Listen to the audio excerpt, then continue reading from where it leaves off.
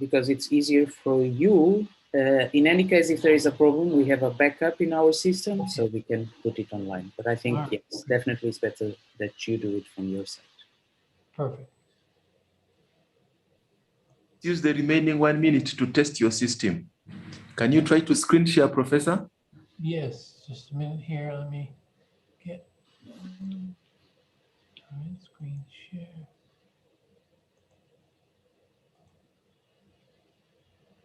Okay, you can see my screen. I think that was not, if I'm mistaken, that was not the last version, because I think you did include your title in the slide. Let me check. So there we go. And then we've got in full mode, in slideshow mode. Yep, here we go. There we go, slideshow mode. Okay. Okay, it's working. Okay. Yes, you may unshare now. Okay, good. Perfect. All right. Beautiful. Now you're in Okay. control. I will bring it right back.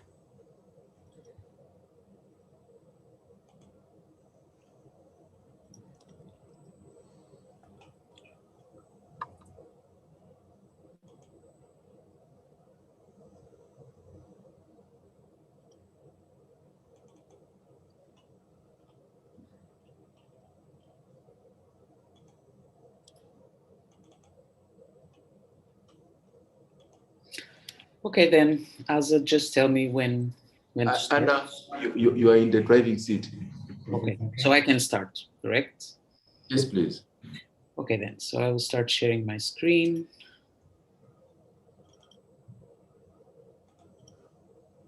Can you see it?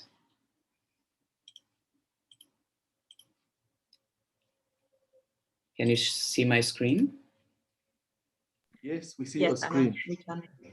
Sorry, the problem is that myself, I cannot see it, but. Yes, it's good, it's good.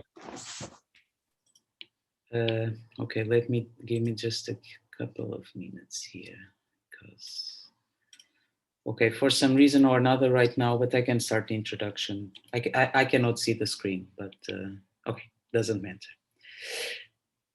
Okay, good morning, everyone. Thanks for the speakers and the audience that have already joined. I'm sure that there will be more people joining meanwhile. But let me start. So once again, good morning, Ramadan Kareem, by the way, because it's the right time to say it. We will have 2 hours with us, an amazing collection, constellation of speakers with us. Just going through the agenda very quickly. And in order to make clear what is this webinar about, so we know that the Nile Basin, or the political economy of the Nile Basin, has been changing quite a lot in the last 10, 20 years at very different levels, so micro, meso, and micro. And most of these countries have experienced rapid economic growth in the last years, as some of the speakers will clearly show. And there has been a lot of investments in a lot of sectors, such as energy, oil, gas, transports, and navigation.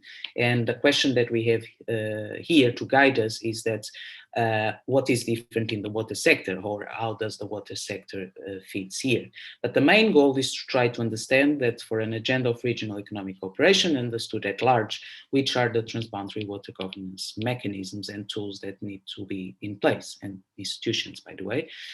So we will try to understand what are the current perceptions of the national and regional actors, and what are the interventions that might assist the countries in order to make regional economic cooperation a reality, and having transboundary water at the center of it. We'll have 2 keynote speakers, Professor Ken, I will introduce properly all the speakers, and Dr. Salit from Cairo University, and then we'll have 4 speakers from the region that will guide us through presentations. You can see the titles here. I mean, this is just a screenshots in order to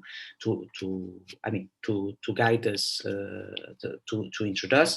As I said, there is two main questions, although we will, of course, be very interested in the questions from the audience themselves. But when it comes to water-related projects, what are the current perceptions of national and regional actors? We know that there is a lot of things going on, a lot of institutions working in this field, be at the continental African level or at regional level, but not just the Nile Basin region.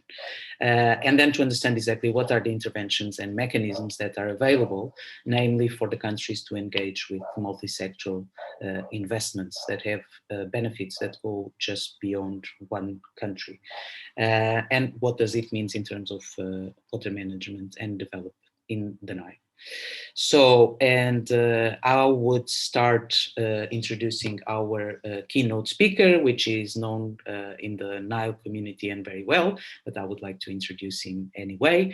Professor Ken Strepse from MIT Global Change is a professor emeritus of civil and environmental and architectural engineer at the MIT, and is an adjunct professor of public policy at Harvard University Kennedy School of Government. And Ken has spent at least 30 years as a researcher and a practitioner working on the nexus of engineer, environmental and economic systems, in particular related to water resources planning and management, river basin planning, and modeling of the several systems we'll be talking about. And Ken has published widely about the Nile Basin, is a guest in most of the activities which the Nile Basin Initiative organized, but not only, I mean, in several global forums that the Nile features in. Ken, thank you very much for accepting the invitation. It's a pleasure to have you with us. And now the floor is yours for your keynote speaker. Thanks a lot.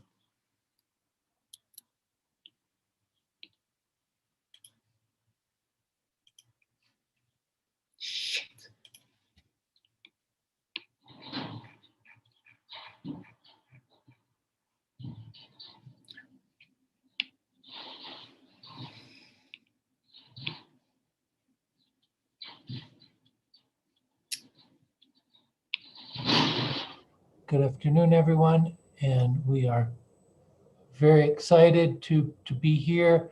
It is an honor and privilege to speak with all of you. And as Anna said, I have been working in the Nile since 1977, and I think I've worked in 7 of the 10 Nile countries. So I come today as someone who loves all the population of the Nile, but I will be in the process making some comments that are not appear to be in any one side, but we're trying to look at regional cooperation. And one of the things that has always been part of the NBI, the Nile Basin Initiative, and others is shared benefits, not shared water. And that's one of the things we want to talk about today, that as we're looking at economic growth, it's about capital and moving forward here. Excuse me, stop just a minute. Stop. There was a little problem. Hold on. Here's slideshow. Okay, there it is. Turn off. All right, there we go. Sorry for that. Let's go back here. He wanted to give the talk for me. So as we start to look at this, I want to set out the big picture related to what we're trying to do. Water just happens to be part of that, but we want to do development. And development, recently there were a group of economists that gathered in Stockholm and came up with the Stockholm statement. And they came up with many things, but 3 principles that were really important about development is GDP growth is not an end in itself. So many times when we talk about economics, we get focused on GDP, and we want to be careful about that. It is important, but it isn't the end in itself. And that development has to be inclusive. And that is a big term, inclusive. What does it mean? In bringing everyone, all the stakeholders involved. And also in many regions, the regional nature of growth is really important. That alone, and I hope to demonstrate that today, individual countries and groups alone will not grow as fast if people don't come together and cooperate. And in that, we have to be environmentally sustainable as we look at that. So one of the things also that we have to look at, which is difficult many times to understand, is that all countries are in need in a structural transformation for economic growth. As someone said, if someone's making $1 a day and we double that to $2 a day, that still leaves them in poverty. So as we move forward, what are the things that we have to do? And we have to make sure that climate change is addressed. And in this economic growth, that climate change is looked at both with mitigation of climate emissions and also adaptation. So in Africa, there's a need to move from traditional to modern agriculture. And there's a need to move from low to higher productive sectors. So how do we do that? Well, water is an important part in what we do. And then finally, when we do that, we can't do it alone, and individuals can't do it alone. There is a role for the government called the development state. And that has to provide enabling conditions for the market to work within physical and institutional infrastructure. And we talk about it, it's very important that we bring in public-private partnership at the same time as we go about doing this. But we have to work together, and as we look at that institutions, many of these institutions work only regionally. And so how can we make these regional institutions, I hope will be part of our discussion today, how do we make them work in a way that everyone can benefit and as we move forward? Sometimes we call this game theory. How can we get everybody to be a winner in this process as we do that? So as we look forward to sustainable development, this sustainable development needs water to grow and water security. So as we talk about that and we do development, it's being led within the concepts of the Sustainable Development Goals. How do we want to develop with these 17 goals in mind? But in particularly as we look at water, which is of interest to all of us here in the room, we have to take into account things that go beyond GDP, as we said, drinking water and human health, protecting the ecosystems, taking care of hazards and climate change, and that together we don't lose the focus of economic development for poverty alleviation, hunger alleviation, and general development. So how do we do that, and how do we do it? We're trained as engineers. We keep hearing this word economics in there, and what does that mean? And we want to talk a little bit about that as before we go. But one of the important things that Professor Stiglitz, who was part of the Stockholm group, said, we always have to be careful with our metrics. So when we're measuring things, it is very, very important what is the goal. And we'll talk about that later because, as we said, if we measure things purely in water, or we measure things purely in gigawatt hours, or something else, we may be missing something. So we have to be very careful how we do that, and we have to look at this in a sustainable manner. Now, one of the things here is my colleague coming after here, my key speaker is Professor of Economics, and this is going to be pre-Economics 101. But one of the things we want to talk about when we look at economic welfare is that it's driven by factors of production. And here, if we're all engineers on the call and analysts, we see it's a set of equations that the output is a function of labor and capital, that's L and K in our equation here, And then alpha is that transformation and to output. And for different countries and different regions, these coefficients are different. And that's one of the whole reasons that we have trade in the world, is that we call it comparative advantage. Somebody has good soil or rain-fed or irrigated water, and that will change how much production we can get for these various components. Now, what happens is, as we go and look at the economic production on the side there, this capital, what we've come to understand in the recent years, and is that there are three types of capital in principle. Natural capital, which is the green water and the blue water in your country, the land, etc., any minerals. Then there is the produced capital, the things that are built, that's your infrastructure, reservoirs, dams, irrigation areas, and that. And then there's the human capital, how people have been trained and the education that is in that country. Those all go in to produce this gross output and are reflected in this K and in these coefficients. And then we have GDP that is generated from that. And then we consume that and we invest it and put it back. Where do these investments go? Do they go back to increasing our capital? So as we move forward here, one of the things that we look at with water is, and what we're trying to do is build these capital. So as we talk about regional projects to build reservoirs or canals or irrigation area, that's where we're taking these investments and produce capital. Natural capital is the things we have, the river flows. And the problem for us many times is this natural capital is not constant. It is stochastic, as the Nile is, varying from year to year and varying from region to region. So how do we bring this together so in a region we can grow better? So one of the things that happens is, as we look at these set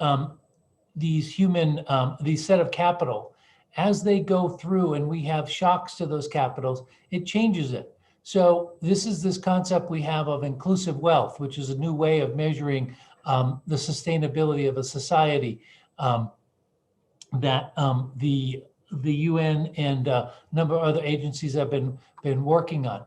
And so what happens with natural capital, that will be reduced. So for example, with groundwater, if you deplete it or you mine it, you will have less of it. If we take any of our resources and take them out, mine them of any cent, we reduce that. Our produced capital, we're building that, but it depreciates over time. And our human capital increases only as population grows and as we invest in the education of that. Now, when there are shocks related to water, that can be a flood, a drought. As we have that year-to-year variability, one of the things that happens is we increase the depreciation that we have of all of our capital stock, and we end up with capital at the next year being lower than it was this year. And so how do we retain that? So part of our development in the region is we have to worry about the extremes of our hydrologic system, which are floods and droughts. And that's why we spend a lot of money on infrastructure to protect us from these shocks, so that there's less depreciation, erosion, destruction of our roads or bridges or other things that we have. And also we have to take care of the human capital in terms of hunger and education so that we continue to build it and not let it depreciate. So one of the questions is, how will this do it? So I wanted to point out some work we had done in Uganda, which showed that if you increase the investment in water security, you will actually enhance economic growth. There has been a discussion that said providing water security will slow your economic growth. Providing environmental protection or doing things sustainably will slow your growth. And what we have shown through using economic models, this is not the case. That by 2040, if we double the investments in human, natural, and produced capital, we could increase by 9% the GDP per capita that would be retained. And where does that come from? In water, the investment in water supply and sanitation directly goes to human capital. People are less ill, they're able to go to school, particularly we bring water supply. We know the linkage that in most of Africa, girls are collecting the water. If we bring water supply, they can then go to school, and also bringing clean water in this side with sanitation also reduces the loss of life as well as sicknesses, and we can be more productive. As we bring water to other sectors, hydropower, et cetera, we also have water. But the big thing too is looking at these shocks and these other things in the environment is protecting against floods. We cannot talk about that enough. That flood protection is so important because I brought up that idea of capital. And if the output is a function of the capital. So if you have a flood and it destroys the capital, it's gone and you cannot produce as much economic goods the next year. And so you have to take your investments not to build new capital and grow, but to make up for that loss. And those losses are significant on the order of 3 and 5% of GDPs for Cyclone Kenneth that hit Southern Africa. Mozambique and Zimbabwe saw significant reductions in GDP in the year of those cyclones. But protecting the environment can be done, and we can do sustainable development and invest in that and help the economy grow.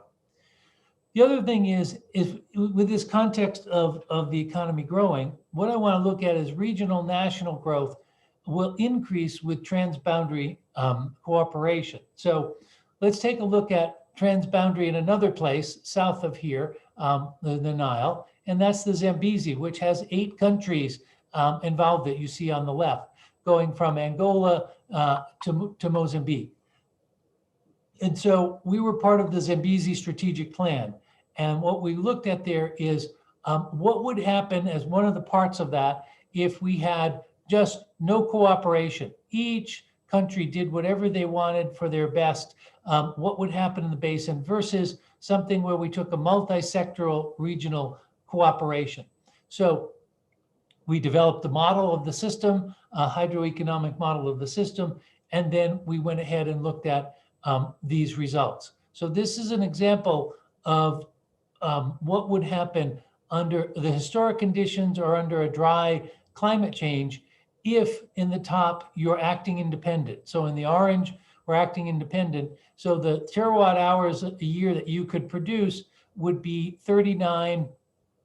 And if we protect the environment strongly, 33. So we say, there is sometimes some loss in productivity when we do that, but protecting those environments bring other benefits. But if we look at this, it's 39, 33.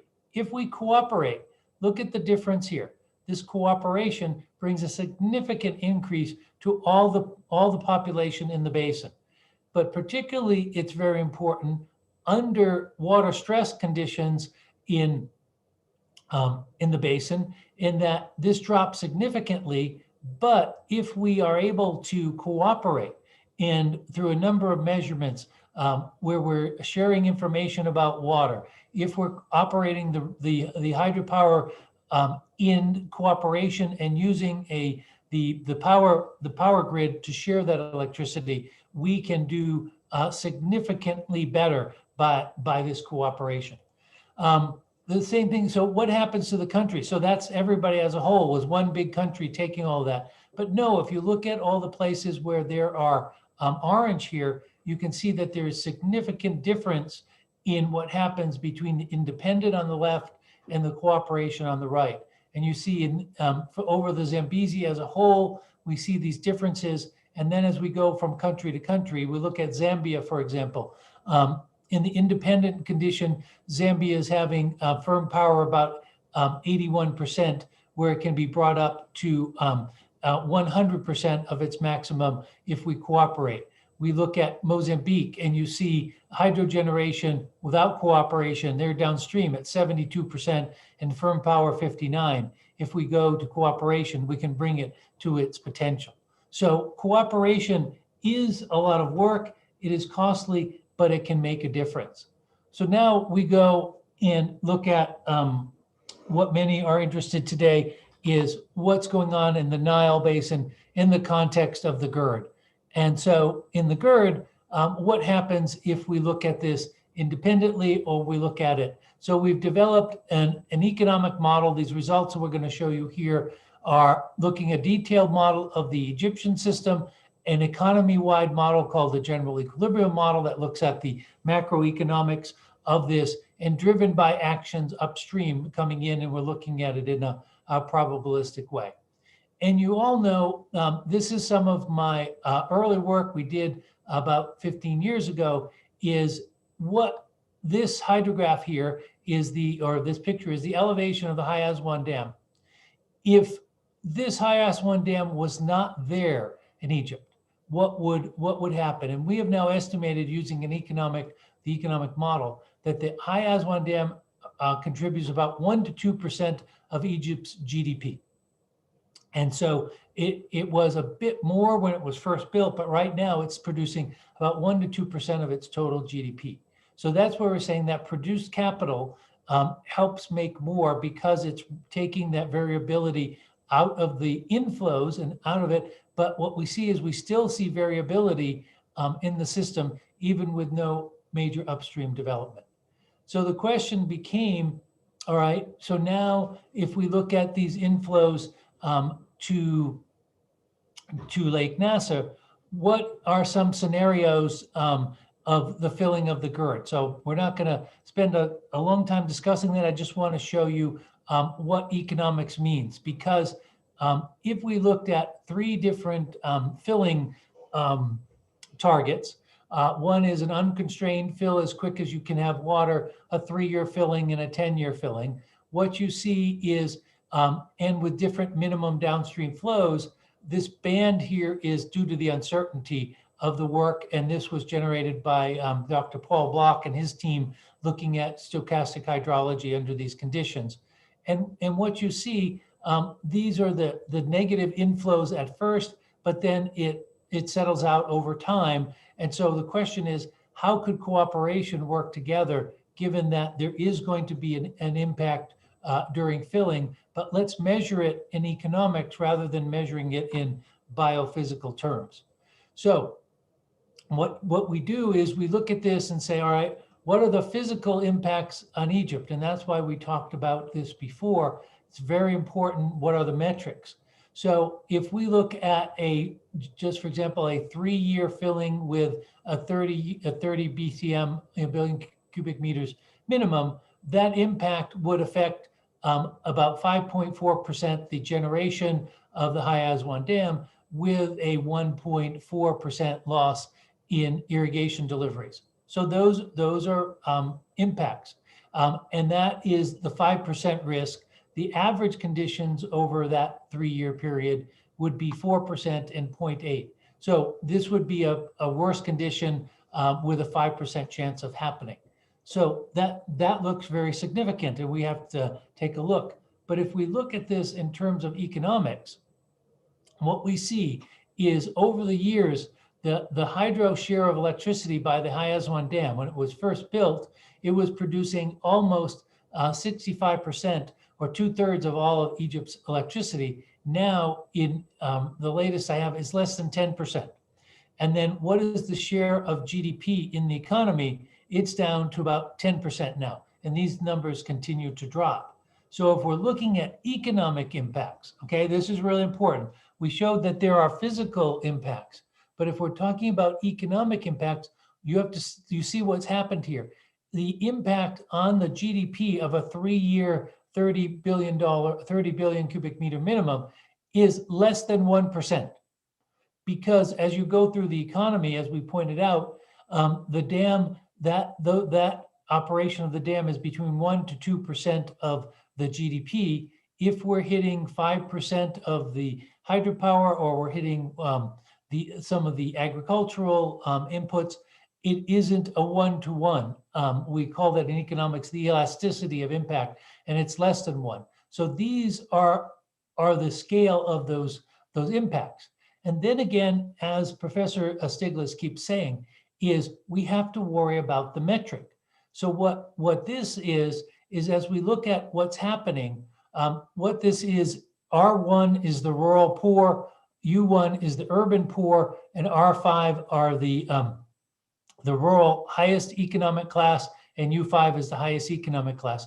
What we see, though, which we have to take into account, is that the poor will be hurt the most. So while there is a GDP impact might be slight, that impact is going to be felt more by the poor in each of these in Egypt.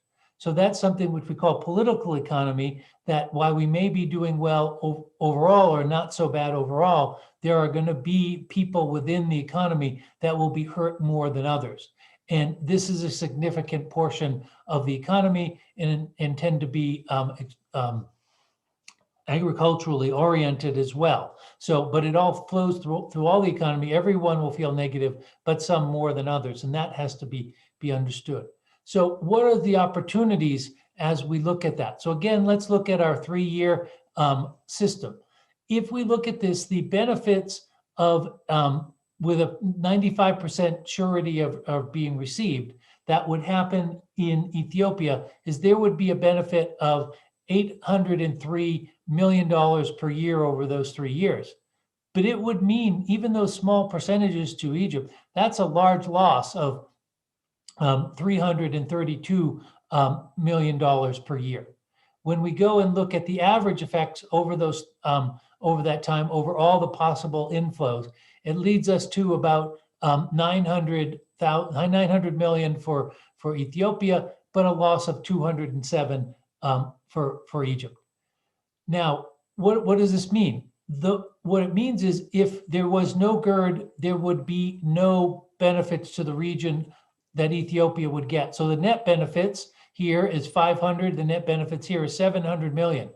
So to the region, there is a net benefit. There are winners and losers. So the big discussion is, how do you deal with that? And we can talk about that later, about how we work through that to minimize these losses on both sides, but we're having gains. So the region as a whole is benefiting.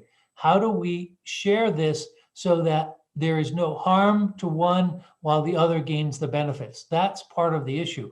And so these are some of the things we want to look at, because as we showed in your economy, there are different factors that go into the economy: labor, capital, other inputs. How do we work together as a region to allow the region to grow, and let's share those benefits that come from the region? And then finally, one of the things that we have to think about, which is Kenneth Boulding, a famous economist, said, most of us on the phone are thinking more in the engineering sense. And he said, if I'm going to live below a dam, I'd rather have it built by an engineer than an economist. Nevertheless, the economist comes into the picture, perhaps by asking the question whether the dam should be built in the first place. So the question is, we need to be questioning our infrastructure decisions to see what is the best thing we can do with the limited budgets we have, and can we do something where we develop it regionally and share those benefits like we talked about. And finally, there's something we need to think about, which is an economic term, which is called opportunity cost. The benefit that's been gained from an alternative use of the same resource. So we always have to be thinking, could we do something better with that? And if we can, then how do we share those benefits within a region that we all get? And then finally, it's a time for action. And there is a crisis that we're seeing here for development. And John F. Kennedy, the American president, was famous to, what I've been told now is to misuse this thing in crisis, saying it's danger and opportunity. But as we've understood the Chinese language, it really says it's danger in a turning point. So what I want to say now is that we are at a turning point in our transboundary cases and in the Nile itself.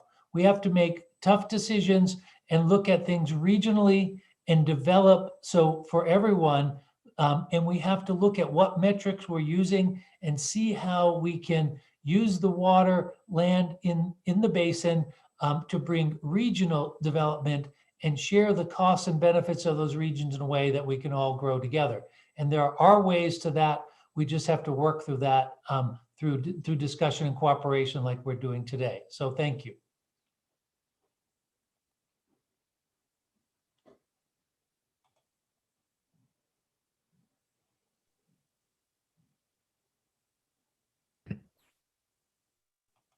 Can't hear you, Anna. Sorry about that. I was in a monologue then. Thanks, Ken, for joining us and for this brilliant presentation. I mean, you were able to cover so much ground in 15 to 20 minutes. I mean, one of the messages I get from your presentations, it's that the economies or the economics are somehow missing in the big picture of, I mean, in the Nile, and in particular the Gerd talks, why not to mention. And thanks for bringing the macroeconomics understanding. What are the benefits and the risks as well? In this case, you mentioned Egypt, but as well the infrastructure decisions. So, but right now I know I'm not going to live downstream of a dam if it's an economist building it. Thanks for the warning. So thanks a lot. Please stay with us. There will be some questions just after the keynote speeches, and I hope you can stay with us until the panel. I'm aware you have a call afterwards. Thanks a lot. Please, maybe just a reminder, if you have questions, please use the the questions and answers feature. And for introducing yourselves, I keep seeing people joining the call, so that's why just introduce yourself in the chat. So I'd like to introduce my second speaker. Let me share my screen again. So we have the pleasure to have with us Dr. Sally Farid from Cairo University. She's an associated professor of economics and the director of the African Research Center at Cairo University as well, in the Faculty of African Postgraduate Studies. Sally, as a researcher, she participated in several research projects on the economic relations between Egypt and the Nile Basin countries, which is actually the main topic of this particular webinar, the third webinar. And as a professor, she has supervises numerous master's and PhD students in African economic studies. Sally, it's a pleasure to have you with us. And we are very keen to listen to your presentation, understanding what is the state of affairs at the moment in terms of economic relations and cooperation between Egypt and the other neighboring countries. Thank you very much, and the floor is yours. Thank you, Anna. I am very happy to meet you and to participate at this event. I will speak about Nile Basin countries and the trade relations with Egypt. The Nile Basin countries represent a strategic importance for Egypt, where participation in the Nile water is one of its sources of linking common interests in the sense of maximizing the benefit of Egypt and the Nile Basin from trade relations and establishing projects that achieve this benefit. So I have some tables and figures. Yes, I could. You can share with us some figures at PowerPoint. Perhaps just say when you want to move the slide, just let the NBI people know. Yep. Okay, we can start with the first figure because I wanted to finalize at 10 minutes. Figures will take, yes, that's first figure, show us the exports and the imports of Egypt to the Nile Basin countries. So according to this first one, the last year exports increased from 39 million, that's at 2000 years, to 632 million at 2018, $1 million. The other two figures show a change in exports and imports between Egypt and the Nile Basin countries. So we noticed that exports was increasing and imports also increased. The last year, 2018, at figures show us that exports was $1 million and $2 million and imports was $632 million. The other slide, please. These figures show relative distribution of Egypt's exports and imports to Nile Basin countries. According to this figure, the Nile Basin countries, the first one, Kenya, had 60 and 68% of Egypt imports from Nile Basin countries, and then Sudan had 28%. Also, Sudan had 40 of Egypt's exports to Nile Basin countries, and then Kenya had about 25%, then Ethiopia 10%, and Eritrea 10% of Egypt's exports to all Basin countries. The other figure show relative distribution of Egypt's exports and the imports of Nile Basin countries according to commodity groups. So animal, vegetable, and tobacco products represent 80% of Egypt's imports from Nile Basin countries, and the chemical plastic products represent 30% of Egypt's export to Nile Basin countries. Then animal, vegetable, beverage, and tobacco products represent 20%, and base metal product 10%. These figures, the first one in this slide, show trade intensity index between Egypt and the Nile Basin. We notice from the figures that Nile Basin countries was greater, trade intensity between Egypt and Nile Basin countries was greater than 1, and this rate was acceptable for Nile Basin as a group. That when this rate is exceed 1, this is we make it a good rate. The other figure show trade intensity index between Egypt and every one of the Nile Basin countries.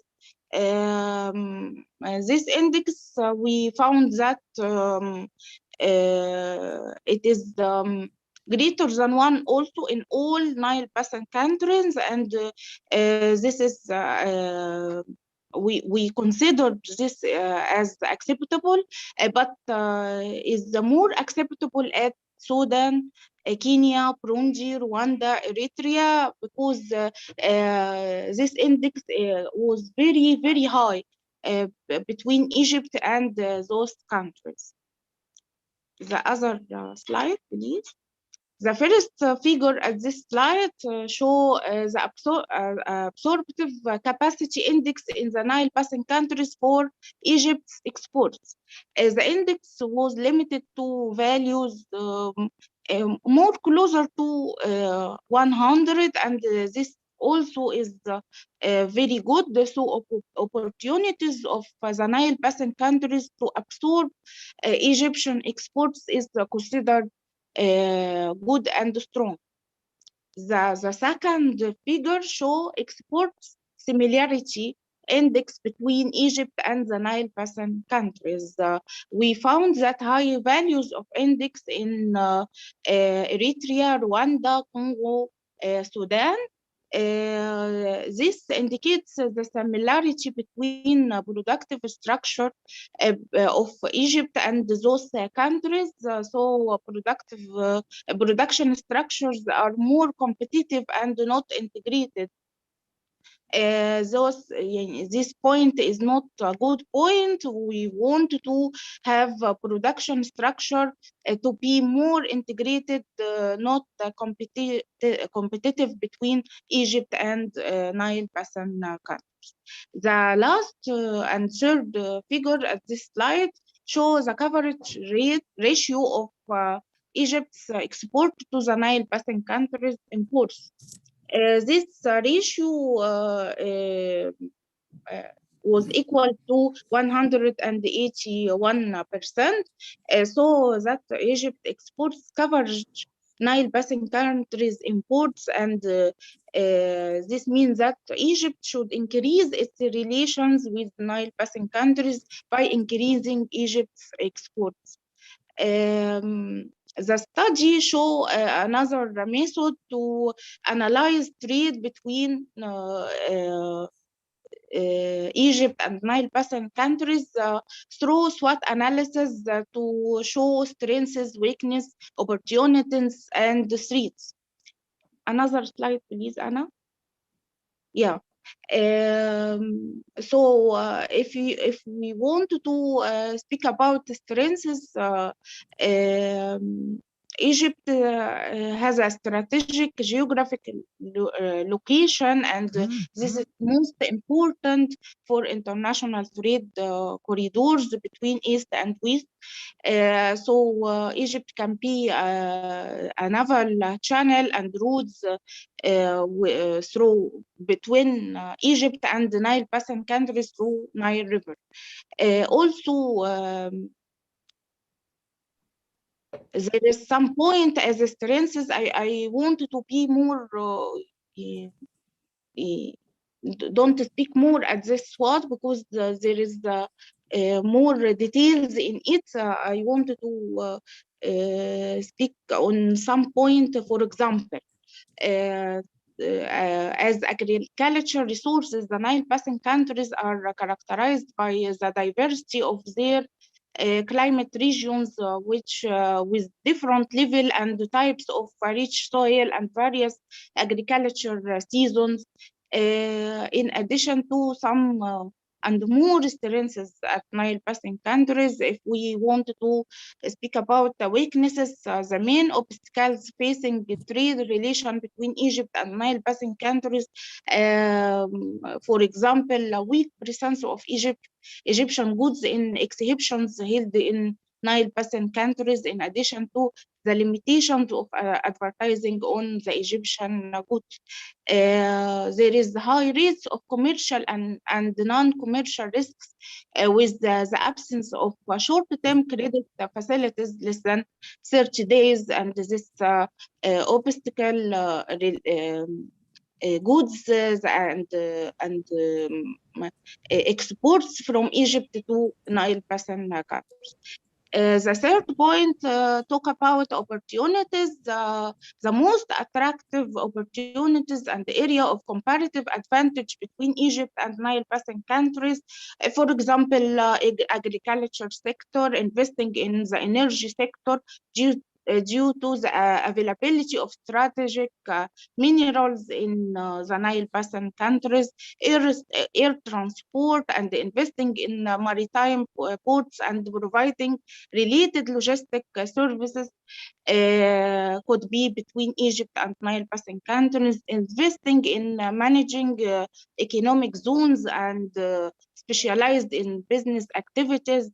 This could be a more attractive investment between Egypt and Nile Basin countries. The last one is threats. The threats is a focus of Nile Basin countries on their foreign trade with major economic blocs and groups, as well as a strong presence of multinational companies, their penetration into economic activities in it, the competition of South Asian countries for many Egyptian products such as clothes, for example.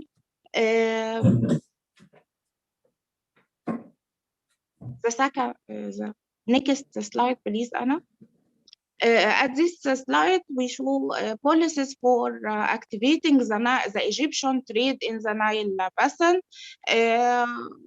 as macro level policies, for example, to activate the Egyptian and trade in the Nile Basin, establishing strong bilateral and multilateral relations between Egypt and the Nile Basin countries.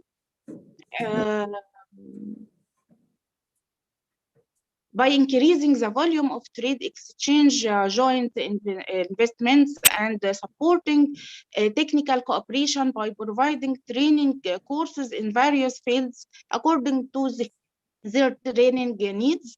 That is, for example, the study and the paper I spend have more details on it. On the scope of sector-wide policies for supporting the trade, for example, the industry sector, the policies related to this sector are to correct market imbalances, support fair competition, and provide additional resources to support the industry and other sectors, continuing export orientation and opening up to the Nile Basin countries. On the scale of agriculture sector, the policies related to this sector are to develop agriculture technology to encourage regional agriculture cooperation between Egypt and Nile Basin countries for increasing trade exchange. The trade sector, the policies could be through facilitate customs procedures in light of the African Free Trade Zone focus on advantages and preference of the Nile Basin product and minimize the risk management system. Communication and information technology sector, this sector is very attractive between Egypt and Nile Basin countries, and the policies related to merge information technology in the various economic sectors to increase the efficiency and productivity of these sectors, open new markets for information technology industry and electronic industries that support its exports to Nile Basin countries and maximize benefit for existing trade agreement with those countries to support information technology industry and increase joint investment. The transport sector is very important and need more policies to attract investment and trade between Egypt and Nile Basin countries to encourage river transport and link it between Egypt and Nile Basin countries, enhance the vital role of maritime transport, strengthens the road and rail link between Egypt and Nile countries. The final sector is the banking sector. The policies related to this sector are to activate the role of export development bank and Egypt companies for grantee and financing export and expand the services in export risk in the Nile Basin country. So as a conclusion to this presenting we found that there is a gap between actual trade between Egypt and Nile Basin countries and the hopes placed on it, and for reducing this gap require more effort. The intra-trade must be supported and strengthened through the development of infrastructure in the field of transportation, energy, communication, and information technology, as well as increase the coordination between Nile Basin countries in order to unify regulations and rules governing the movement of trade. Thank you, Anna, and thank you for listening to me. Thank you very much, Dr. Sally. I think this presentation was excellent. I mean, to set the tone for our conversation during this webinar. I mean, I like very much that you bring the issue of trade relations between Egypt and the countries. And I think your diagrams are very clear in showing that there is some difference between imports and exports between the countries. I think it would be great to know these numbers, the figures that you have shown, which is the state of affairs up until the year that you have been doing research, but comparing this with the potential. I mean, what is the potential for trade between these countries that belong to the same region and happen to share a transboundary river? I think your conclusion says a lot. I mean, there is a need to improve and to strengthen these relations. both countries, all the countries, but I was thinking in particular within Egypt and Ethiopia, there has been several memorandums of understanding in order to increase exactly these relations and this good approach the countries. You bring as well the issue of navigation. I guess that you were talking about sea navigation, Red Sea and Mediterranean, and how to take advantage of it. But I guess you were talking about navigation in the Nile itself, which is one of the projects supported by the Egyptian government, together with the other countries that are part of it. So thank you very much. We will have now, and thanks for keeping the time. You actually had 15 minutes, and that was the time allocated for you. I will then open, we will have around 10 minutes for specific questions for Professor Ken and Dr. Sally. They will be part of the panel anyway. So if you have other questions, we can always park it.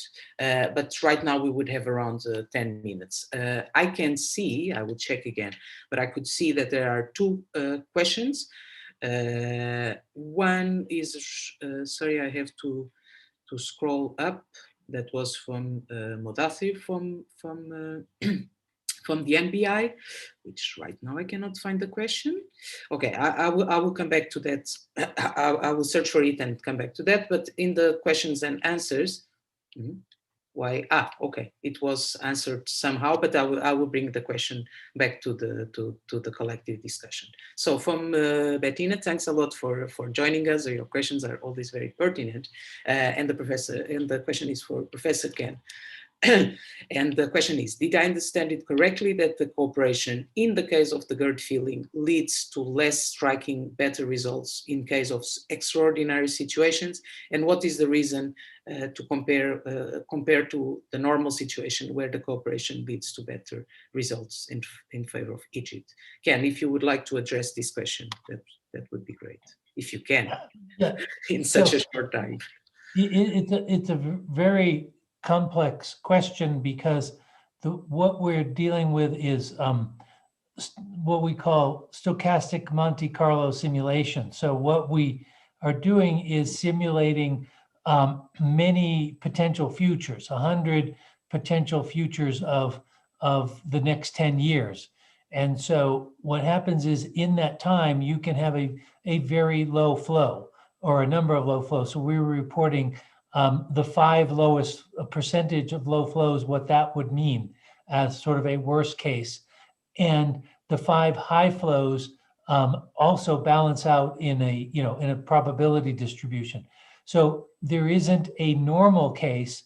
What those numbers are reflecting are the median or average conditions, and the impacts of high flows and low flows are not linear. So the problem is that's why it's important to do many simulations, because in some cases, too much flow can actually be flooding in certain cases. So what it's showing is that the economy and the operations of the dam systems, both the Gerd and through Sudan and also into Egypt, as well as the economies, are not linear. So the impacts of lower flows, a 10% drop in water does not give you the same benefits as a 10% increase. They're not balanced. So that's why that happens. So I'd be happy to follow up on that in more detail directly with the questioner. I sent a private message there to do that. And also someone else asked about Sudan. Sudan was not included in this analysis because the funding agency didn't provide funds for that. We had a model of Egypt and we had other models, and they asked for a quick analysis. So that was the reason for that. But there's been proposals which haven't been funded to look at the economics of the Eastern Nile countries together, as well as all the Nile countries as well. So it can be done. This is more illustrative, and no offense to my Sudanese brothers and sisters and South Sudanese, that can be brought in as well. Thank you very much, Ken. I think this question is particularly important, taking into account, what we are going through right now regarding the Gerd negotiations and the role of Sudan. I mean, we are talking about 3 countries sharing the Blue Nile or the Eastern Nile with basin. So definitely, we can come back to it in the panel. one question from Paul Okumu. Sorry, I would have to go both to see, but I guess from Uganda. A question for Dr. Sally, and I'm going to read. I noted that the economic activities between Egypt and Ethiopia is not as strong, and this could explain the feelings by Ethiopia that is not gaining as much from the downstream countries. How can Egypt strengthen its economic activity with Ethiopia and therefore build political relations and citizen relations? And I will take the advantage to add one question from me, which in a way connects to this question from Paul, is the fact that I notice in your diagrams that most of the trade in both directions are agricultural products. So that means that there is a lot of water being traded between the countries. And I think this would be a very good point of discussion, because we need to understand where and when water is flowing from one country to another. Okay, thank you, Sal. The floor is yours.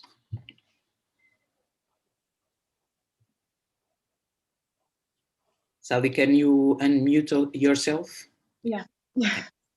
I agree with his question that Egypt try to introduce more effort to encourage economic relation with Ethiopia and go through this point through more aspects as trade relations and more export and import between those countries and investment. The third aspect is more important aspect as a technical relation, so courses and training and interesting some health investments at Ethiopia. Egypt do all of that, but we can talk about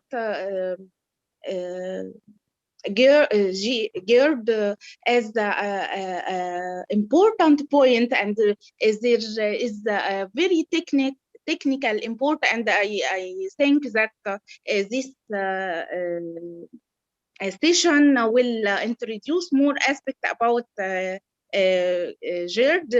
but if we want to talk about economic relations, we must talk about trade relation, investment, joint more projects between Egypt and Ethiopia, and technical relations through courses and students from Ethiopia to have their education in Egypt. So I think that Egypt have more point to introduce to Ethiopia, and there is more relations that Egypt will try to introduce more effort at this point. Thank you very much. You didn't reply my question about the the water components in the products and the crops that are being, but we will get there.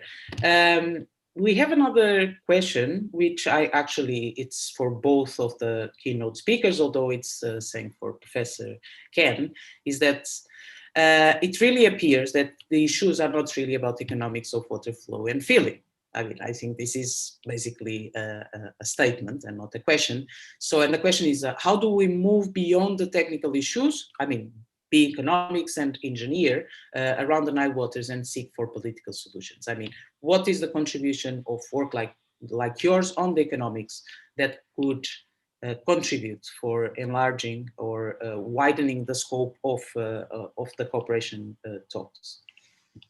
Ken, do you want to go first? So I think I think the expert to answer this question is Anna herself, who's been working in this. But I think in recent discussions we've had with other people, I think most people say this is not a water question. It's a political economy question. And within Egypt and Ethiopia and Sudan are brilliant water resource engineers trained throughout the world, in Egypt and Europe and the US, and they have models and they know what they have analyzed the problems, and the solutions are clear. It's a matter of building trust amongst the countries. And there has always been, even within countries, in the same country on the Colorado River, we have the upper Colorado and the lower Colorado, and there are strong negotiations between those parties. So there's always upstream, downstream issues that one has to work about. In transboundary, the only thing I can think of, and I want to be careful as I move out to what I'm less an expert on, from water to economics to now politics, but in terms of it, I see there has to be what Professor Farid was mentioning, is we have to start a total cooperation within the basin and on all sectors, and then that building trust and interest of each society in the welfare of the others, to bring that trust and to bring the self-interest. So as she mentioned, joint projects where both countries win. And I'll address your question, Anna, that if water is needed from the Nile to grow any agricultural product in Egypt. So the question becomes a very difficult question. If you could use less water in Sudan or in Ethiopia or somewhere and produce the same wheat with less water, how do we take advantage of that? But the problem we have is change leads to winners and losers. What about the farmer that was doing that in Egypt? What does that farmer do now? So it's always the problem of trade, and something, and just to let you know, this is not a regional problem. It's in North America. We have trade between the NAFTA, United States, Canada, and Mexico. And if it's cheaper to produce something in Mexico, it means someone will lose a job in the United States, but then other people in the United States will buy it cheaper. So politicians have to deal on the good. So how do we develop each country's resources and invest in them, so that if we're doing farming now in Sudan, rather than that water is being used to grow a calorie in Sudan rather than in Egypt, how do we not harm the employees, the laborers, and the fellahin in Egypt? That's the thing. And so the more projects we do, the more regionalization, opening of tax types of things. And it was wonderful news from Professor Farid that trade is starting.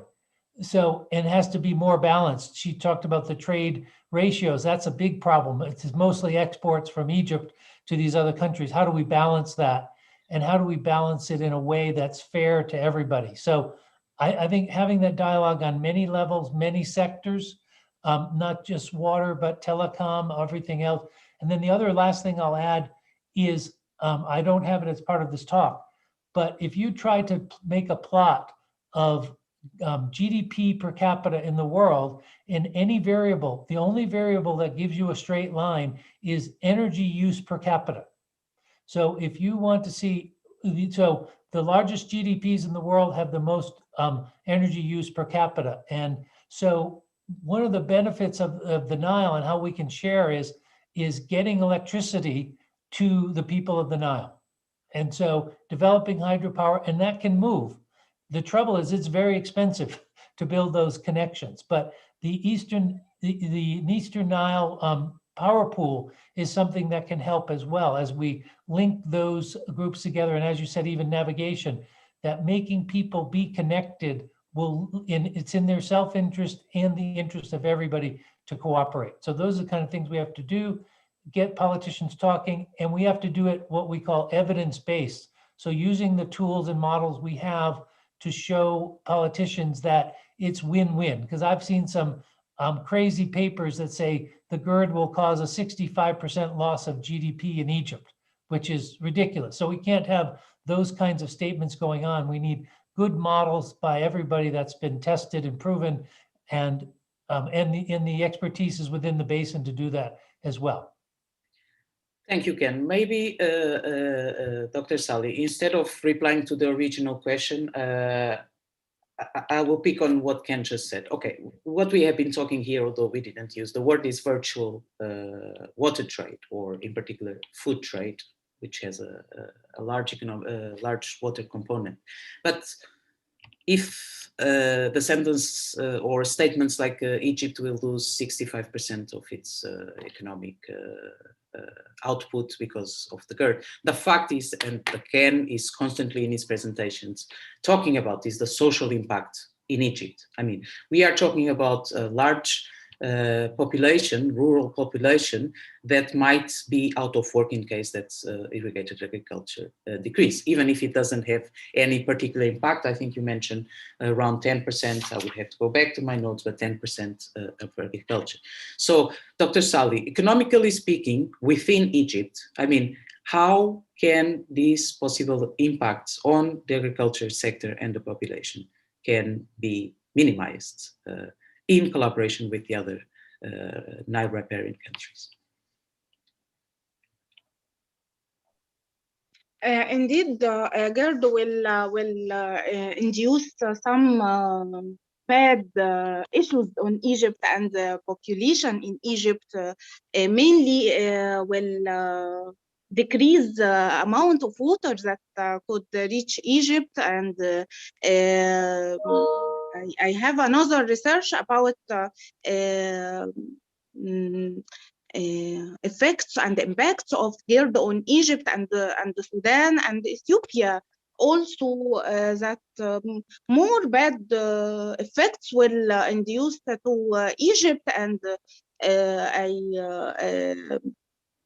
that is very, very aspect to Egypt, that water is very important to all sectors, agriculture and industry, and to have water to our drink at Egypt. And this is the very essential point to talk about water. And Egypt also all times that speak about Ethiopia, that is okay. Ethiopia have investments and make joint investment, but this does not induce any bad effect on Egypt or on any other Nile Basin countries. That is a very important issue to put this point in our account. And I will send to you another research to me on Gerd, Anna. I want to listen other speaks, and we have an Egyptian speaker, Dr. Hamdi, will talk about Gerd and very bad effect will induce for Egypt and Sudan. And I know that this point is the vital point to talk about. Thank you, Dr. Salih. I think the presentations that come next, and I mean, this constellation was not by chance, and the 4 presentations we will have next actually address some of these points. So thank you very much for your participation.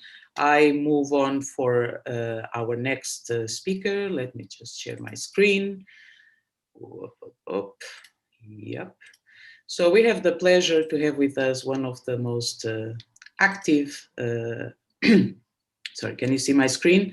One of the most active activists in the Nile issues from Ethiopia, Magdalawit Mesai from Florida International University. She's a PhD candidate on the topic of sustainable and equitable utilization of transboundary waters in the Nile Basin, and has a master's degrees in environmental science and hydraulic engineer. As I said at the beginning, Magdi is a very proactive activist in the Nile Basin, as part of numerous organizations working on creating dialogue between Nile citizens. And I like very much the fact that citizens is a word that is appearing quite often in this conversation. Magdi, thanks a lot for being with us, and the floor is yours. Thank you, Anna. But let me stop sharing. Yeah. So you can share yours. Okay. So you have 10 minutes. Okay, I'll try and make this very quick.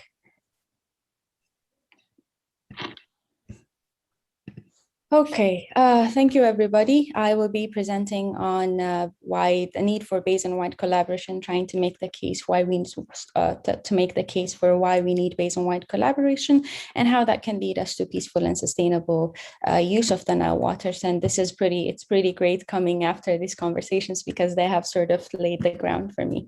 So, why are we even talking about regional collaboration? Why do we need this basin-wide collaboration? Well, the simple answer to that is because the business as usual way of doing things right now, how we use the water right now, is not going to work in the future. Why? For starters, we have population growth. Look at this picture here. This is a picture from the NBI Atlas, and what it shows is the population growth trend in the Nile Basin. Now, you really don't need to know which country is which. What you need to see is the overwhelming increase in population growth. We're going to have a significantly larger number of population by 2050 than we have now.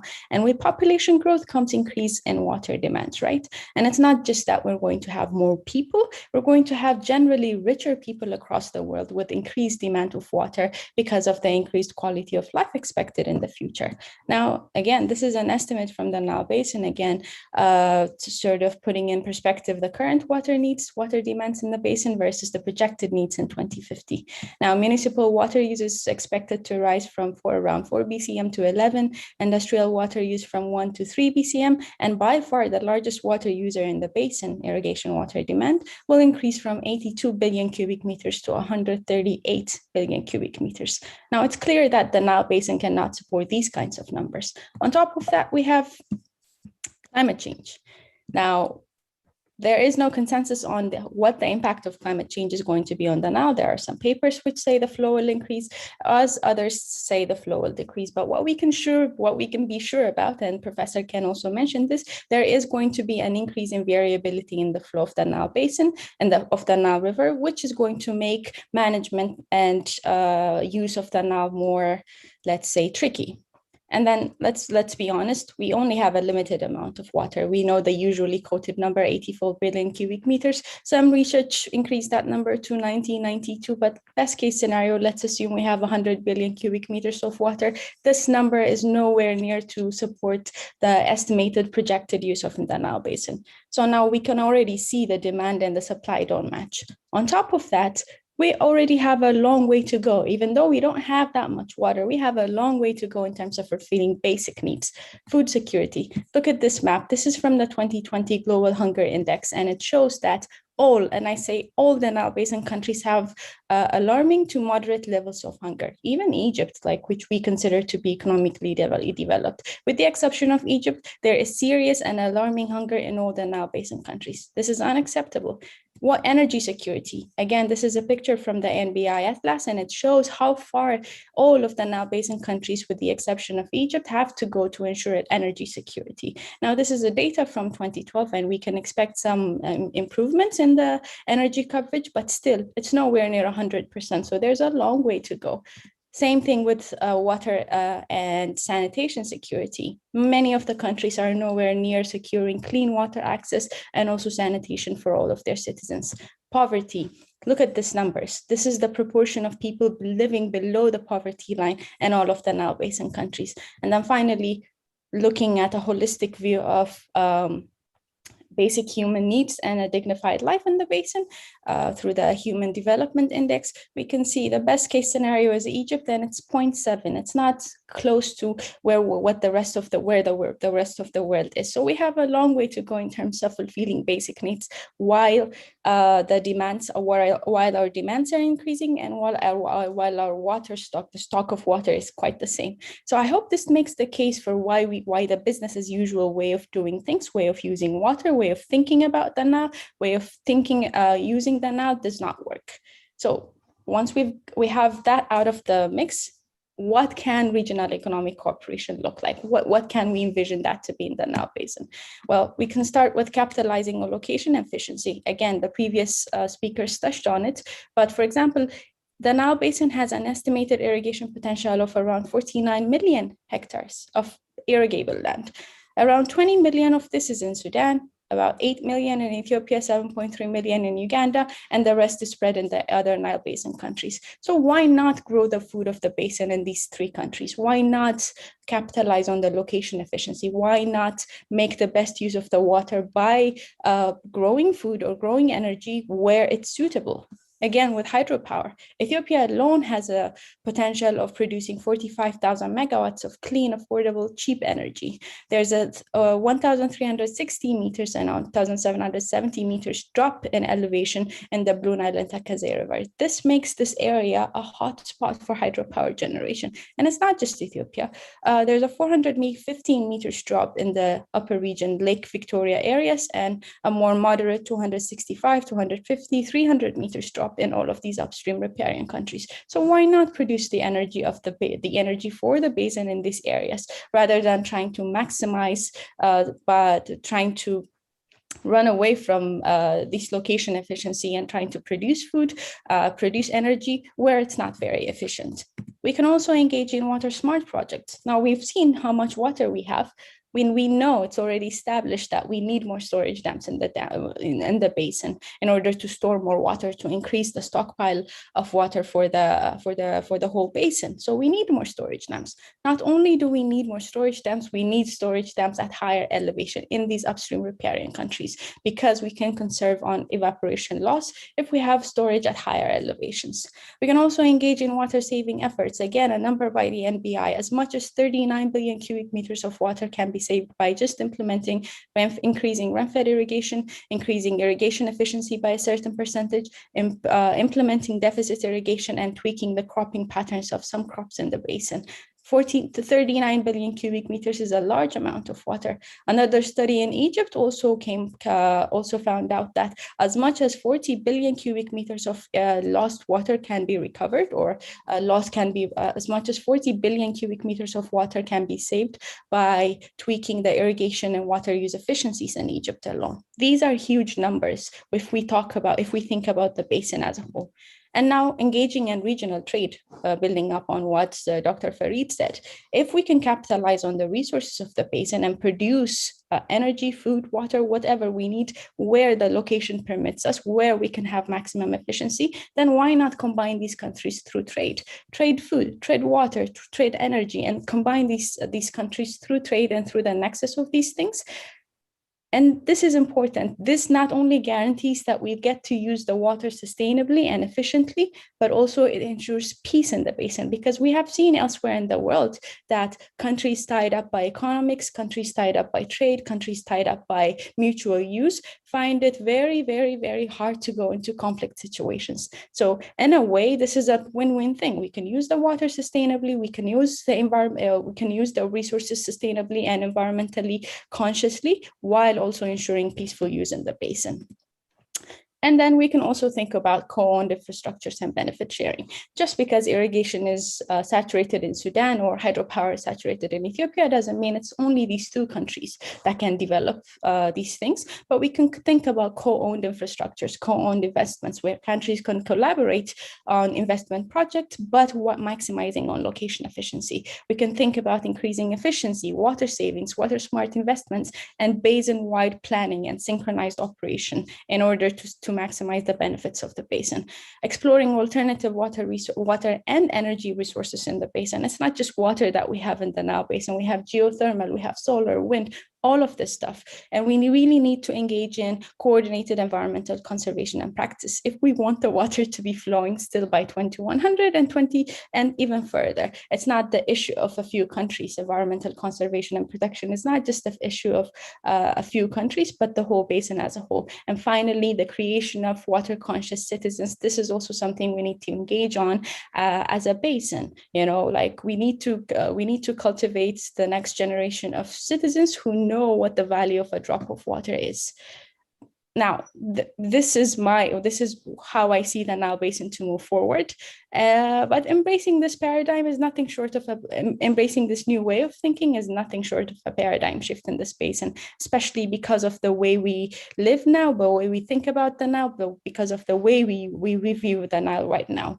We really need to go beyond the current water entitlements and the current way of thinking about the now. That cannot stay. We cannot build off of that. That's already a rotten foundation. That this new way of thinking, this coordinated effort, this basin-wide collaboration can only work if it is firmly and explicitly rooted in the understanding that each and every country in the basin has a fair and equitable share of the Nile. Not just one, not just two, but all basin countries. And it is by pulling this fair shares of the countries together that we can move forward.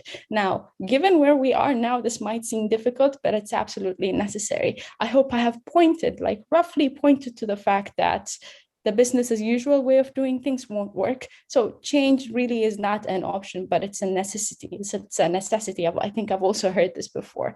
So yeah, I don't think I have much time left, but I really do hope I have pointed to this fact that the current way of life does not work. The current way of using the water and even the way of thinking about the water does not work. And we really, really need to shift towards this basin-wide collaboration and basin-wide approach. Thank you.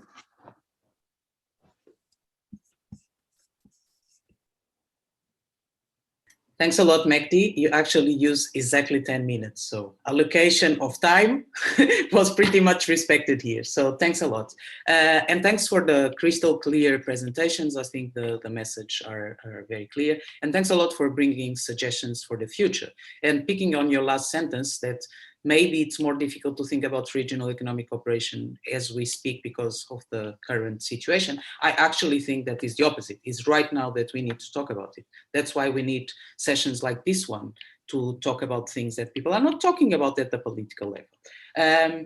Well, another thing that I would just like to pick, thanks for the figures you bring on food production and trade and energy production and trade. I would like to remember that the NBI has specific webinars on the water, food and energy nexus, and I would invite you to listen to it. But one of the questions I would have for you in the panel is related to the nexus, but why did we stop at a certain point in time to talk about multi-purpose projects?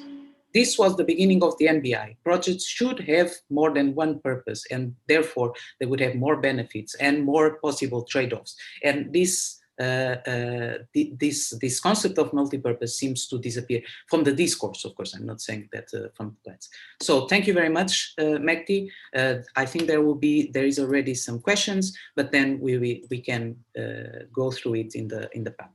I would just like to make a small announcement. One of our guests, David Malinga, will present first because he will have to leave the call a bit earlier. And I asked the two other presenters if that was possible, and they have agreed. So thanks, Hamdi, and thanks, Zerubbabel.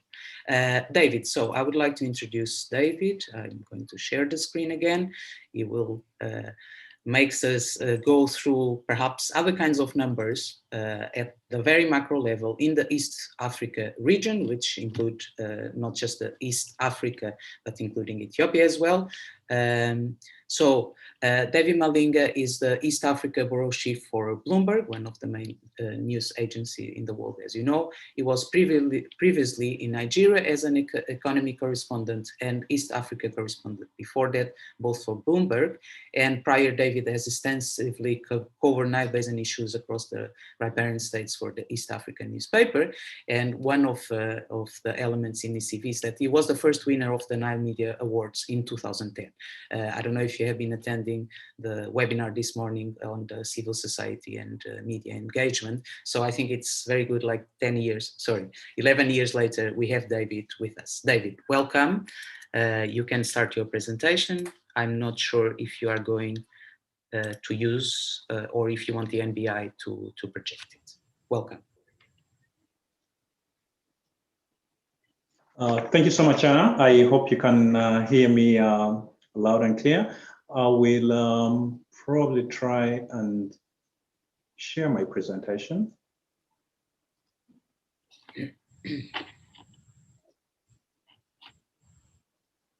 Okay, can you see it? Yep, we can. Okay, thank you so much, Anna, and thank you for inviting me to this panel of distinguished professors and scholars. And thanks to the other panelists for allowing me make my presentation fast. And what I'm going to try and do is to take you out of the class and take you to the Wall Street, the main street, and probably to the village, and hope I'll be able to do that. So we're basically going to be looking at the East Africa economic landscape, regional cooperation, which has been talked about already, and some of the risks and opportunities. And in East Africa here, I'm really talking about Eastern Africa. Please put your presentation in slideshow mode.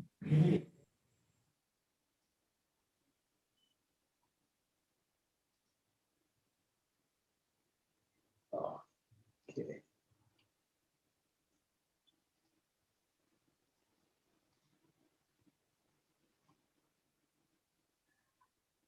Should be at the bottom.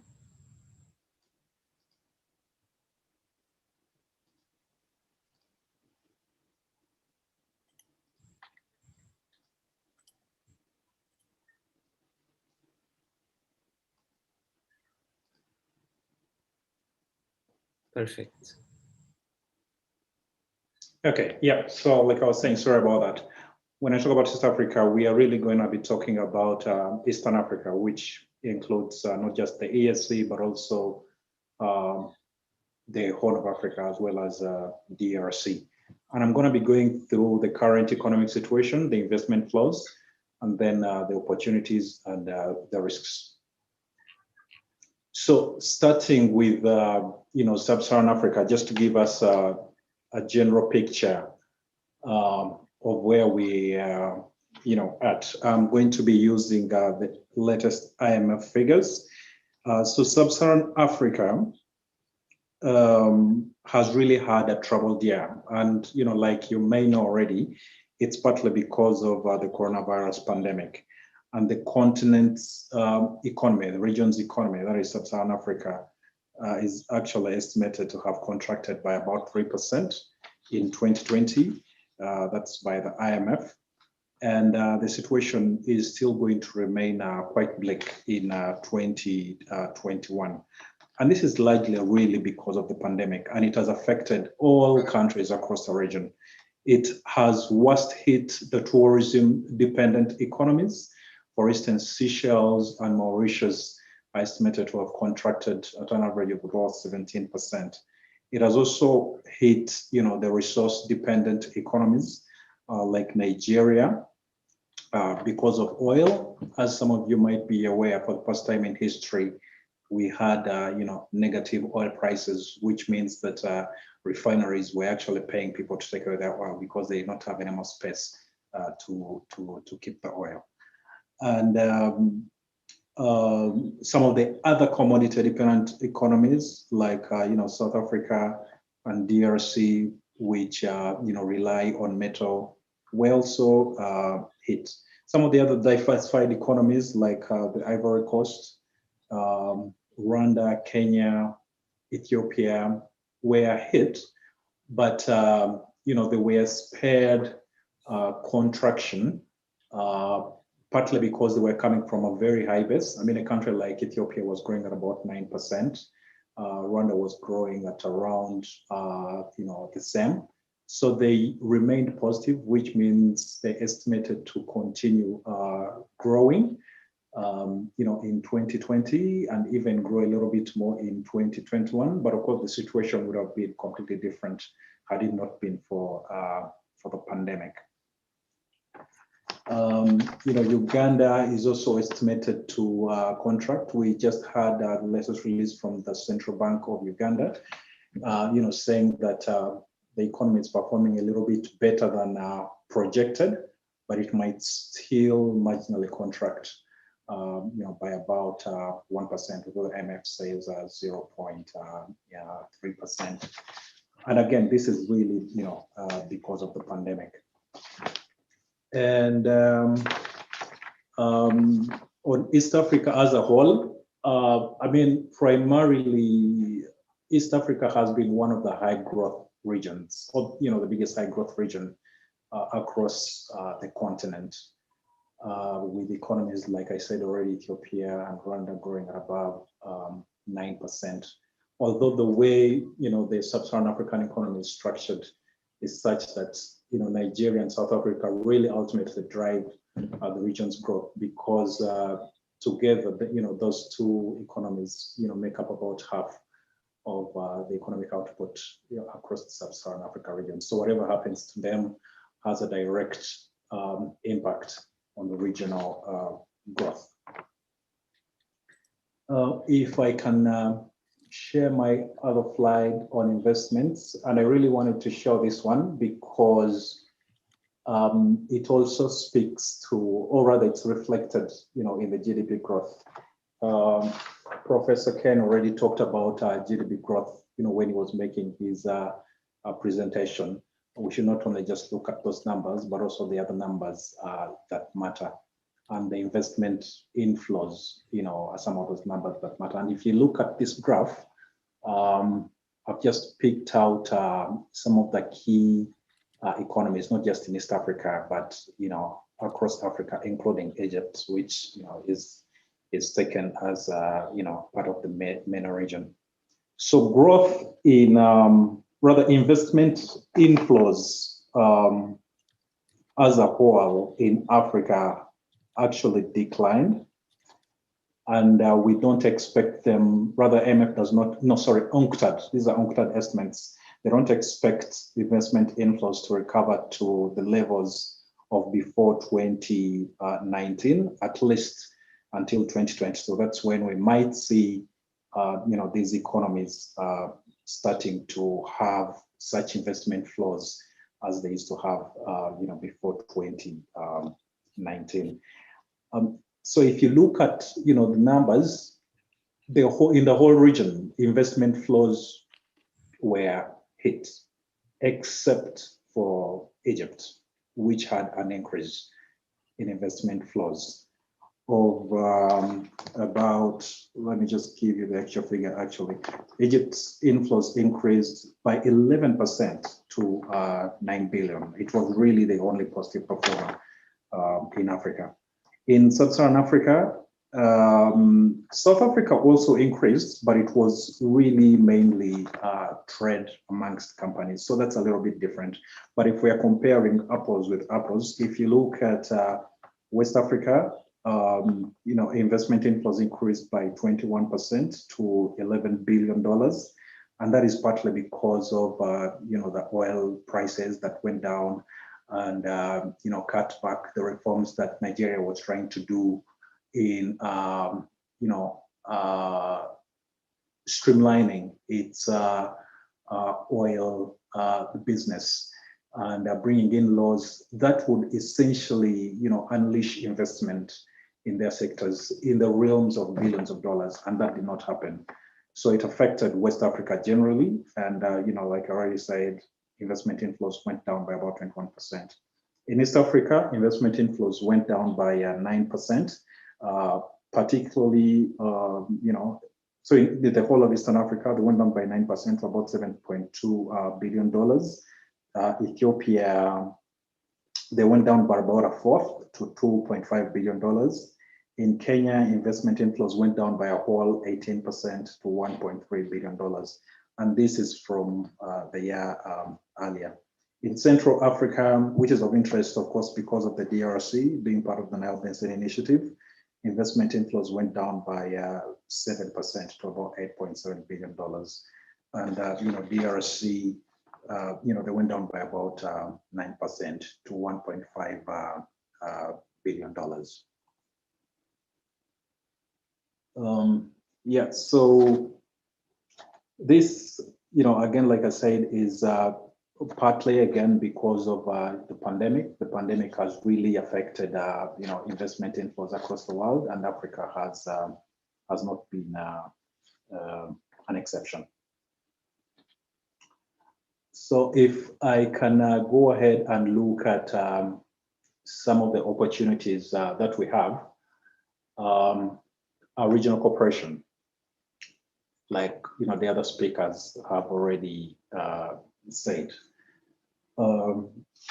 like Professor Ken said, if you have a win-win situation and you're doing things in everyone's interests, you'll realize that you will, by default, be cooperating across the region.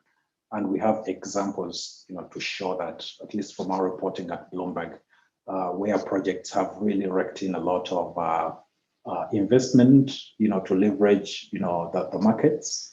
And at the end of the day, you again see that several stakeholders are benefiting: the governments through taxes, the citizens through jobs, and the companies, of course, through profits and dividends to their shareholders. The other opportunity that we have seen from a lot of our reporting, across the region, is the new Africa Continental Free Trade Area, which promises again a lot of opportunity, because one of the things that they talk about in this drive is facilitating more intra-Africa trade, which means really dealing with some of the bottlenecks, be it customs or infrastructure or capital, to ensure that there is trade across the region in products, and there is movement of labor. The other opportunity that we see and have reported extensively about is commodities. If you have been following the news closely, you might have heard of the commodity super cycle, whether it is or it is not. And this has a direct benefit for Africa, at least for certain commodities. For instance, copper, which has reached unprecedented prices. And from President Joe Biden's stimulus plan that is under debate currently, about going green, and also putting a lot of money in infrastructure. A lot of these commodities are going to be required, and the competition from the US, China, and elsewhere will be again driving commodity prices up. And that will be of benefit to Africa, especially the commodity dependent economies. There's also a green drive. We've seen the European Union, again, also the new Biden administration, really put up legislation and actually actualize legislation of, putting a lot of money in green projects, be it the EVs, the electronic vehicles, which means a country like DRC, which has the biggest reserves of cobalt in the entire world, will be benefiting, as well as some of the other commodities that, get into the supply chain of the green drive. And we have seen finance solutions being crafted around this. For the first time, we are seeing, blue bonds coming into the international market, where banks and funds are really putting up financial instruments that are specifically for financing blue projects, be it ports, fisheries, and other marine projects. The other opportunity that we really see for not just Eastern Africa, but the entire African region, is really the yield pursuits. At the time when we've seen interest rates coming down in developed markets, especially the US, we have seen a lot of investors who are looking for high yielding markets move their money to Africa. And many African governments have already benefited from that. It will really be up to the African governments to really structure their debt packages, be it Eurobonds or syndicated bonds, to take advantage of these yield seekers and get the best terms possible, so that they also don't just ramp up debt, but have a balance between good debt as well as funding their fiscal deficits and growth and spurring business. And then I will quickly move to risks. And how much time do I have left? Sorry, I can't hear you. 2 minutes left. Okay, thanks. So for risks, I'll just quickly go through this. It's, again, really the based on a lot of reporting that we do across the continent. The first two particularly are from, the KPMG team, which did a survey and found that political instability and policy uncertainty are the biggest risks to, progress and growth within the African region. Political instability, we have seen it across the region, and it comes in different facets. It could just be issues around the transfer of power. Like we earlier saw in Uganda, there was a lot of concern about whether it will go safely with an election where we've had a president who has been in power for over 3 decades, and then a youngster who was trying to take over. And there was a little bit of tension, because if it didn't go well, investors, of course, had to price in the risks and see whether big projects like the East African oil pipeline will go ahead or not. But the current stance is that the worst is behind, and probably we shall have the that move on smoothly. Policy uncertainty, we saw a bit of this in that. Before I move to policy uncertainty, political instability again. So we have the transfer of power issues. In some countries, we have outright civil war, like we have seen in the Tigray region of Ethiopia. We have also, of course, seen tensions again between Ethiopia and Sudan over the Al-Fashaka, border situation, and that again can raise concern if it's going to be destabilizing, not just Ethiopia or the region, and people don't actually know the outlook. That is a negative for investment across the region. In other places, we have seen insurgency, like Mozambique, which is on the cusp of producing gas. The gas projects are estimated at a whole $120 billion, which is a lot, given that Mozambique's economy is just under $20 billion. So if this money comes in and Mozambique's anticipated net benefit of about $90 billion over 25 years is jeopardized or delayed by the insurgency, the Islamic State-linked militants who have been attacking the towns near the project of Total. This will be, a problem. So when investors come, the worst is that they will cancel the project. But when that does not happen, what could happen is that they could delay the project because of security issues. And then, of course, that means they have to price it in if they delay the project. Or now, like for Mozambique's case, if they have to now put in the security element where they're going to be spending a lot of money on security, of course, that limits the net benefit for all the stakeholders involved. Policy uncertainty, we saw a little bit of this in Tanzania, where former President Magufuli was speaking to investors and trying to change, or actually successfully changing some of the contracts with investors, actually tearing up some and redrafting them. This again can affect the business investment climate to the extent that it might deter investment inflows.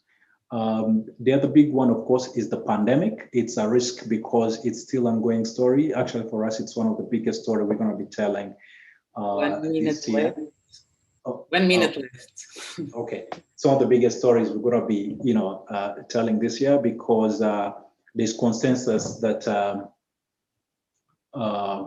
depending on how fast countries get herd immunity and get out of the uncertainty of the pandemic and people are able to travel, that will be reflected in how fast the countries can also recover economically. And this really also means, fiscal stress in terms of how much money is available for countries to fund their programs, because with the pandemic and activity has been affected, of course, countries' revenues have been affected. They're not collecting as much, which means they really have to borrow more. And if they borrow, at some point, this is going to be pushing them to, a fiscal imbalance and expanding their fiscal deficits. So these are some of the risks. Again, we have been seeing in our reporting. The others are infrastructure, corruption, and investor confidence. I wanted to mention some of the projects quickly in half a minute, which are Your time is expected. over. Your time is over a long time ago. Maybe you can share with us those numbers and those projects. If you can still stay with us a bit more. Is it possible? Okay, thank you, Anna. And thanks everyone for listening. Bye-bye. Well, thank you very much, David. I think this presentation is great because it's a reality check. I mean, we cannot talk about regional economic cooperation in a vacuum without understanding what are the external factors, which are not controllable, like the crisis that we have at global level, not just in the region, right, because of COVID, and internal factors like instability and conflicts that are perhaps in the hands of some of these governments, but in a way or another can be considered as well as some external factors. But what we can see, and I think this is a big concern, and it will have impacts on the regional investment agenda in the Nile, is that you show numbers that are very clear. So drops in economic growth, drops in investment flows, and in infrastructure investment. So how does the Nile Basin, this is a question not for you, but then for the panel, how does the Nile River Basin, the Nile Basin region can actually adapt to this new reality, which is not the same as 1 year ago, for example. So thank you very much for bringing that. I would have another questions about the African continental free trade area, but perhaps we can have that at the end. Thanks a lot, David. Hope that you can stay with us a little bit more. So, and having said that, I will present our next speaker, which I have a lot of pleasure to have it with us, Dr. Hamdi El Said from Menoufiya University in Egypt. He's a lecturer at the university, and he has a PhD in engineer from the Center for Water Systems at the University of Exeter. And this is part of his presentation today, which will focus, and his work has been mainly on the water, food, energy nexus. What are the implications for transboundary water management, and how applying systems-based approach could actually improve the cross-sectoral, and I think this is quite important, we cannot talk in separate of the different sectors, and cross-regional systems management. Hamdi, the floor is yours. Thank you very much. Thank you, Anna, for the invitation. Thank you for the introduction. Good afternoon, everybody. And let me share my screen.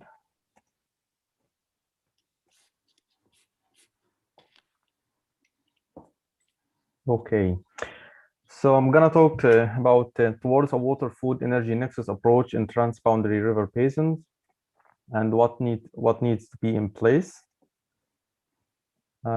So what's the nexus and what does it mean? So the water, food, and energy are inextricably linked, and there are numerous interlinkages among these three domains.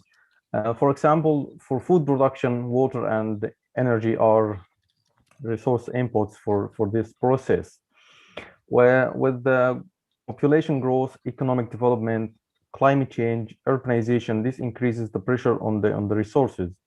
With increased pressure, there's other consequences is increase in the demands and increase the challenges to the sector, and the competitions can lead to a competition among the sectors, which would undermine their resilience in the face of external shocks.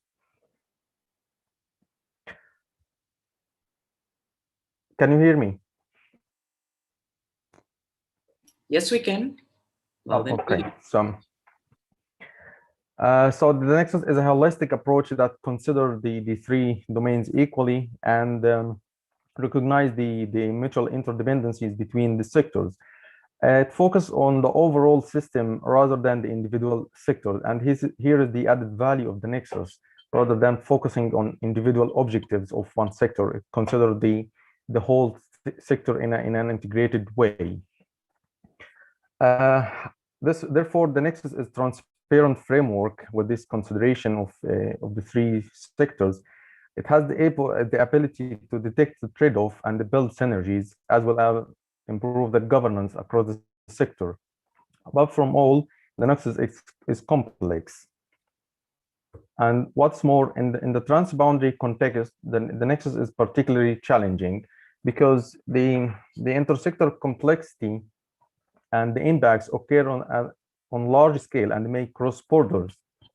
So for instance, and this also applies to shared river basin, shared aquifers, and lake systems. So on riparian states in a shared river basin have varying interests and possibly conflicting priorities over the river resources. So for instance, the riparian state may develop infrastructure project to utilize the river resources within their tertiaries to meet the growing demand from the population and promote the economic development. However, such development and the management activities at different parts in the basin may lead to conflicts and co-riparian, especially with the absence of river basin institution and authority. However, it may also increase the cooperation among them. So sectoral policies and increased pressure driver on the river resources makes a coordinated response beyond the water sector and the water management and beyond its influence of sphere. And here has come the nexus approach to fill this gap and provide a dialogue for the sectors to build a trust, common understanding, and therefore reduce the trade-off and build the synergies among them.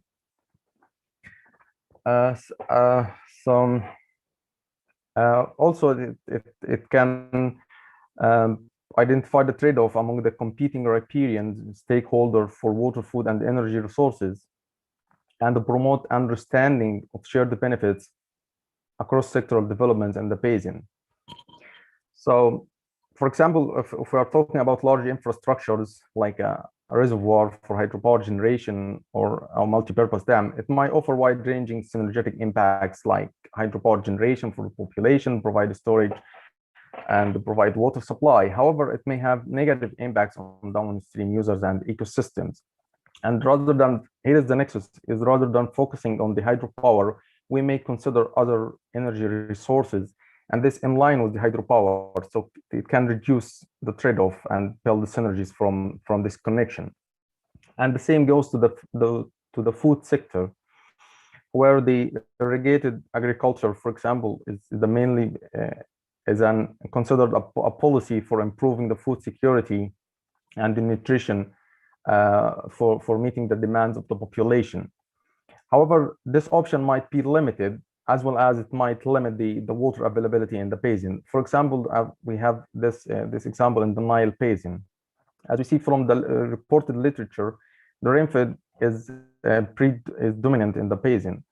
However, it has as a potential in the basin, and we see also from the webinar, it has the potential to meet the growing demands.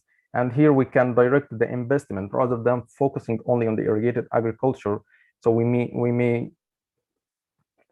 expand this to and consider the rain-fed agriculture in the basin.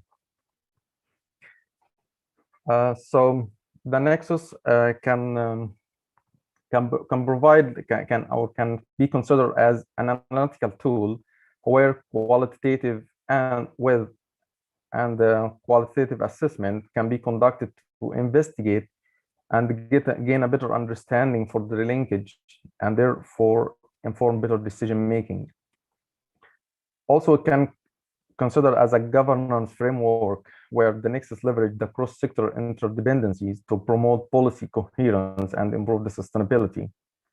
Also can consider as a discourse and can be used to frame the problem and see collaboration among the sectors. So from my work, I come up with a framework that builds upon the nexus approach and consider other important external factors like the population, economic development, planned infrastructure, climate change, and the policy option for water, food, energy nexus, as well as consider the inherent uncertainty in the river flow regime through the use of stochastic simulation. And it has a wide-ranging outputs regarding the water, food, and energy sectors. And I apply this framework to the Nile basin, for the entire Nile basin. I adopted so from this work, I adopted a system-based approach to approach this problem. And one of these approaches was the system dynamics, and it contains two components for qualitative and quantitative analysis. So qualitative, as we see here from this slide, which is the causal loop diagram, where it captured the interactions among the system variables, which is here water, food, and energy. Also, it just for people who don't know what system dynamics and the causal loop diagram, the system here is represented through a causal loop, through a causal relation between the system variables. And these causal variables might contain feedback loops among the sectors and the systems of interest here. It also offers stakeholder engagement, where we can build a consensus and a common understanding for the system. And then this later on can be quantified through the use of stock and the flow diagram. Not going into much detail here, but to give some example of some results from what I obtained so far, the impacts of the climate change and land development in the basin. I consider different development scenarios with and without climate change, where the baseline scenario consider the ongoing development, for example, including the Gerd and other hydropower plants in the White Nile, and the hydropower, which is with pre-feasibility studies already in place. The next scenario was irrigation development in the basin, and was policy for improving the food productivity and irrigation efficiency. And can see here the impacts alone from the planned development on the left side. Here we show these the impacts on the three main tributaries, the three main, the Blue Nile, White Nile, and the main Nile. And the other diagram shows the impact of the climate change. As we can see here, only the impact of the climate change here. So we can see here that the climate change has a greater impact on the river, which needs more attention rather than focusing only on the planned development. Another example here is the food production was quite interesting. Just consider the irrigated agriculture in the basin. So the baseline scenarios shows here just a comparison between the baseline scenario and the last scenario, which includes hydropower and irrigation development potential was only pre-feasibility studies for projects in the entire Nile basin. Just to show was improvement in the productivity and the irrigation efficiency and water use efficiency, it can increase the food production by over 160%. In considering the climate change, as we can see here, for the worst, just giving an example for the worst case scenario, in the baseline, it can reduce the food production by more than 190%.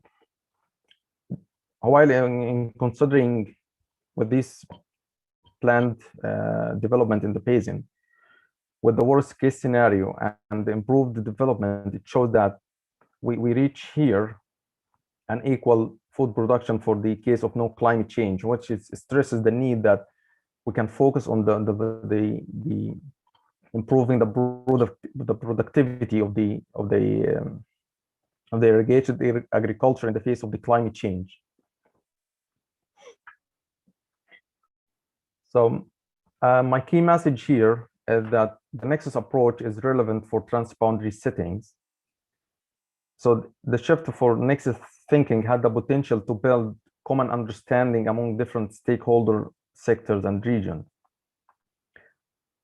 Also, the comprehensive nexus tools and assessment can help not only to better understand the intersector linkage, but also offer insights for policy coherence, as well as improve the governance across sectors and scales and regions. And one final comment, which is about the theme of the forum, which is brilliant, which is rethinking regional investment in the basin, water, energy, food, environment, climate change. Just looking for the program, I see that couple nexus, which is water, energy, water, food, and as a nexus background, I'm keen to have the nexus for these all sectors and session and to build more discussion. And as we see, can realize more what is the trade-off between these sectors, and as well as the most important is to build the synergies among them. So I'm calling for a water, food, energy, environment, land, climate change for the entire Nile Basin. And I'm gonna stop here. Thank you very much. I have to unmute. Thank you very much, Hamdi, for the presentation, and thanks for bringing the nexus conceptualization, if I can call it, to the NBDF, as you said, and thanks a lot for reminding us what is the title, I mean, the theme of the NBDF this year, which is exactly rethinking investments, having all these sectors into account. So I think you are actually opening a very important question. I mean, how can we go out of the boxes where we are in, water experts, energy experts, and food experts, and have a conversation that actually includes all of it? I mean, the NBDF is doing it, but perhaps because there is a lot of different webinars happening in a very short time, we might lose the thread. But I would like to announce that the closing of the NBDF will be in the first week of May, and all the message from, I mean, a summary of the main message of the different webinars are going to be discussed in the mid-levels and high-level panels that will take place. So definitely that message on how the nexus need to be understood in a more wider way, it will definitely be there. And thanks a lot for the diagram that was called casual loop diagram of water, food, and energy interactions. I wish that you could have zoomed into that, because it would be great to understand what are exactly the interlinkage that you found in your studies. I hope that you can share with us perhaps that slide in particular, because in a smaller size it's difficult to understand.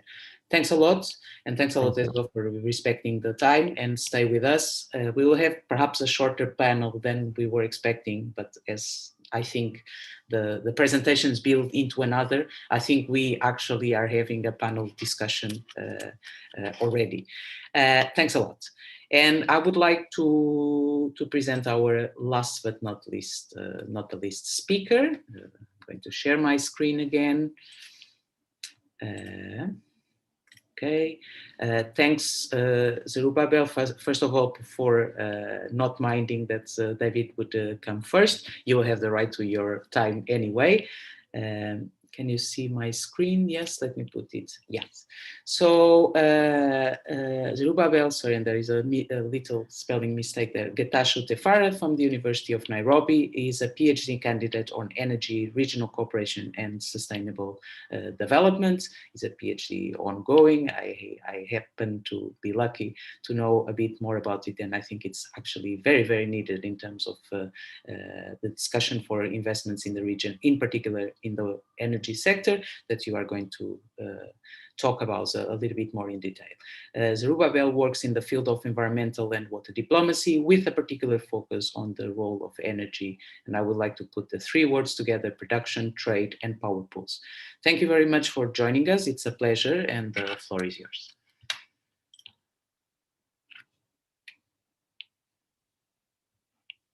Thank you very much, Anna, for your very kind introduction. Let me share the screen.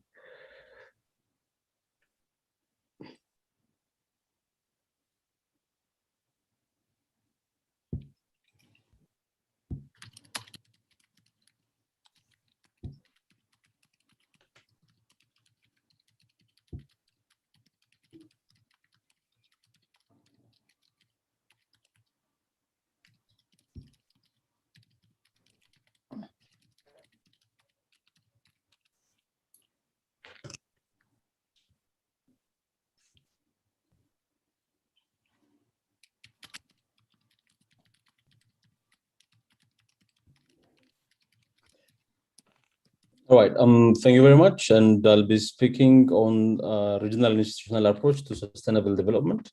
And I'm going to compare the experience of Southern and Eastern African regions. And having said that, I wish to start by indicating why energy, why I have picked energy. Energy is a master resource. Energy is surprisingly both an economic input as well as an economic output. And energy defines not only human development, but also human evolution. Here I want to introduce two authors. The first one is George Orwell. In his book, The Road to the Vegan Pie, he said the following: a coal miner is second in importance only to a farmer, when he was trying to describe the Western Industrial Revolution that was powered by coal. And again, Professor Václav Smil, the MIT professor, wrote a very good book on energy and civilization. And there he in depth analyzed the discovery of how the discovery of fire, coal, oil, and later electricity contributes towards not only the development, but also the evolution of human as a species. So this is why energy is picked. And then when you see sustainable development through the lens of energy, it becomes more clear. The relationship between energy and the three pillars, the social, environmental, and the economic. For instance, energy determines the state of the economy. Because as I said earlier, it is both the input and output for the economy. And if you see the energy consumption and efficiency in that economy, you can easily understand the state of it. If you go to the social pillar, again, energy tells its own story. The amount of energy plus the nature or the type of energy that an individual uses determines or tells you his status in a given society.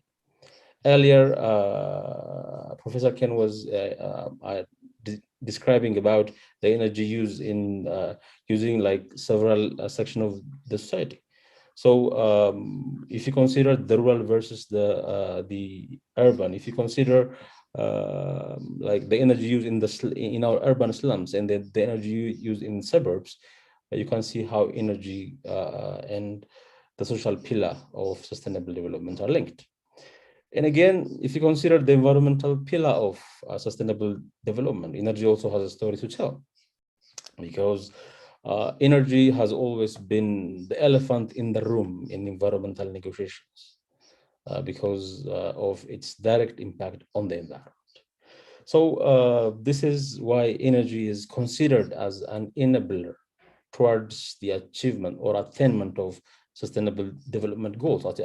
As you can see in the top right corner of the screen, you can see how SDG 7, that is on energy, energizes the other sustainable development goals.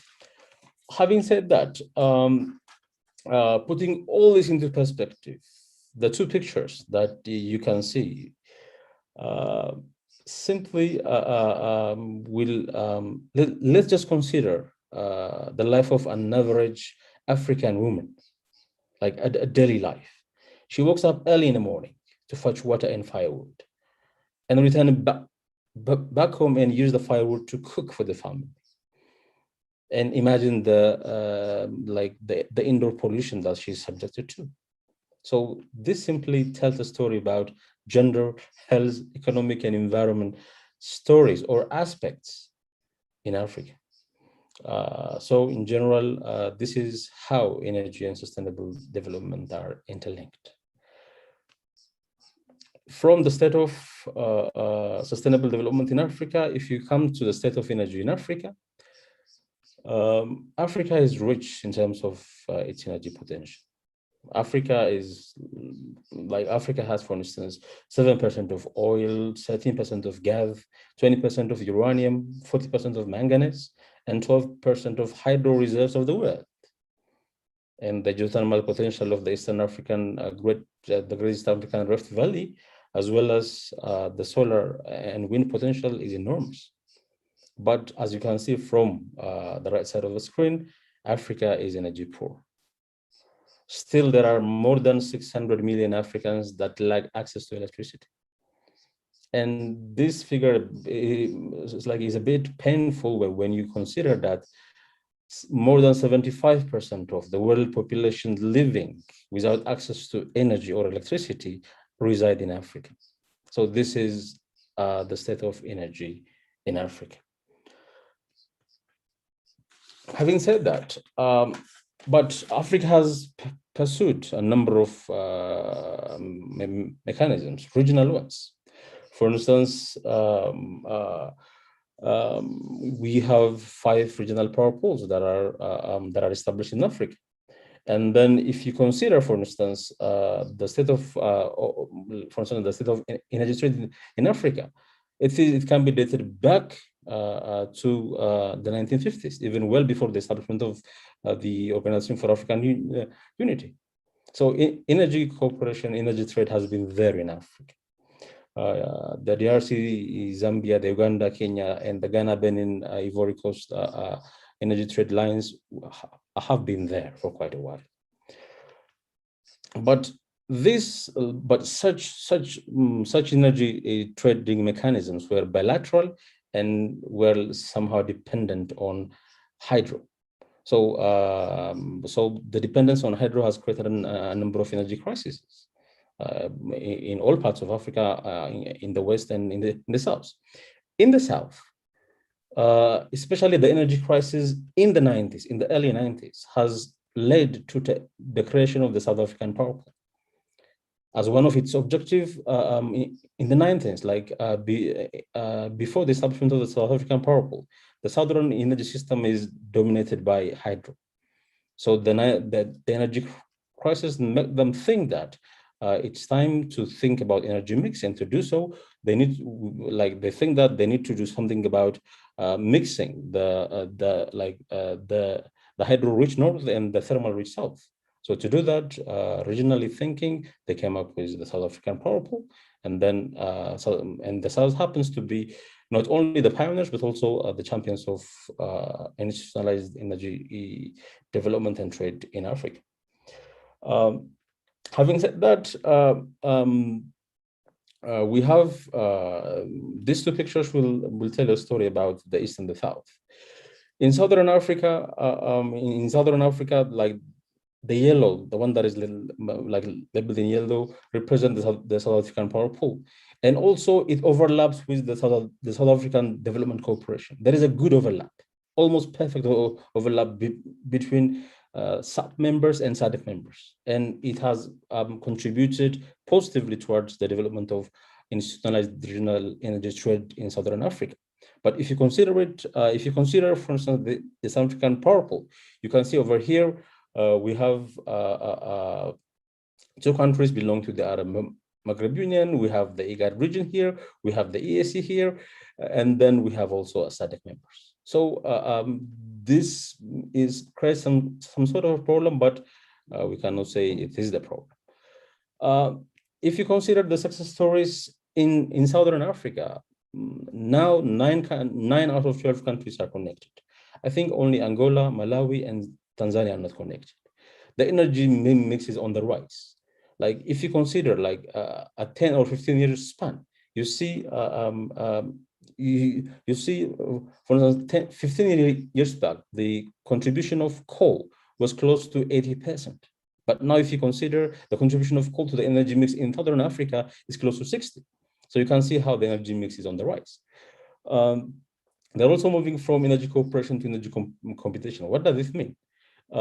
Like the energy trade was mainly bilateral and from or within a single buyer's model.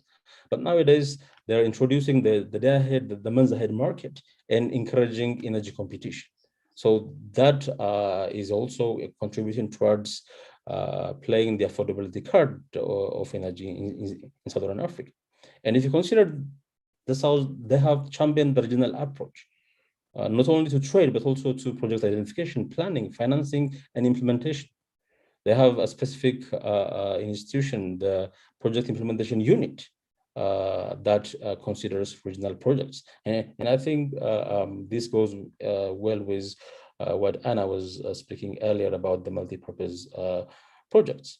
So what were the enabling factors in the South? As I said earlier, the energy crisis made them think that energy mix is the way to go. And then there is a huge cooperative culture, more Lokian and Kantian culture in the Southern Africa. And they have stronger institutions such as SADC that is working hand in glove with SAP to make their energy ambitions a reality. And the integrated market that is in the South also contributes towards the proliferation of cooperative as a culture in the Southern Africa.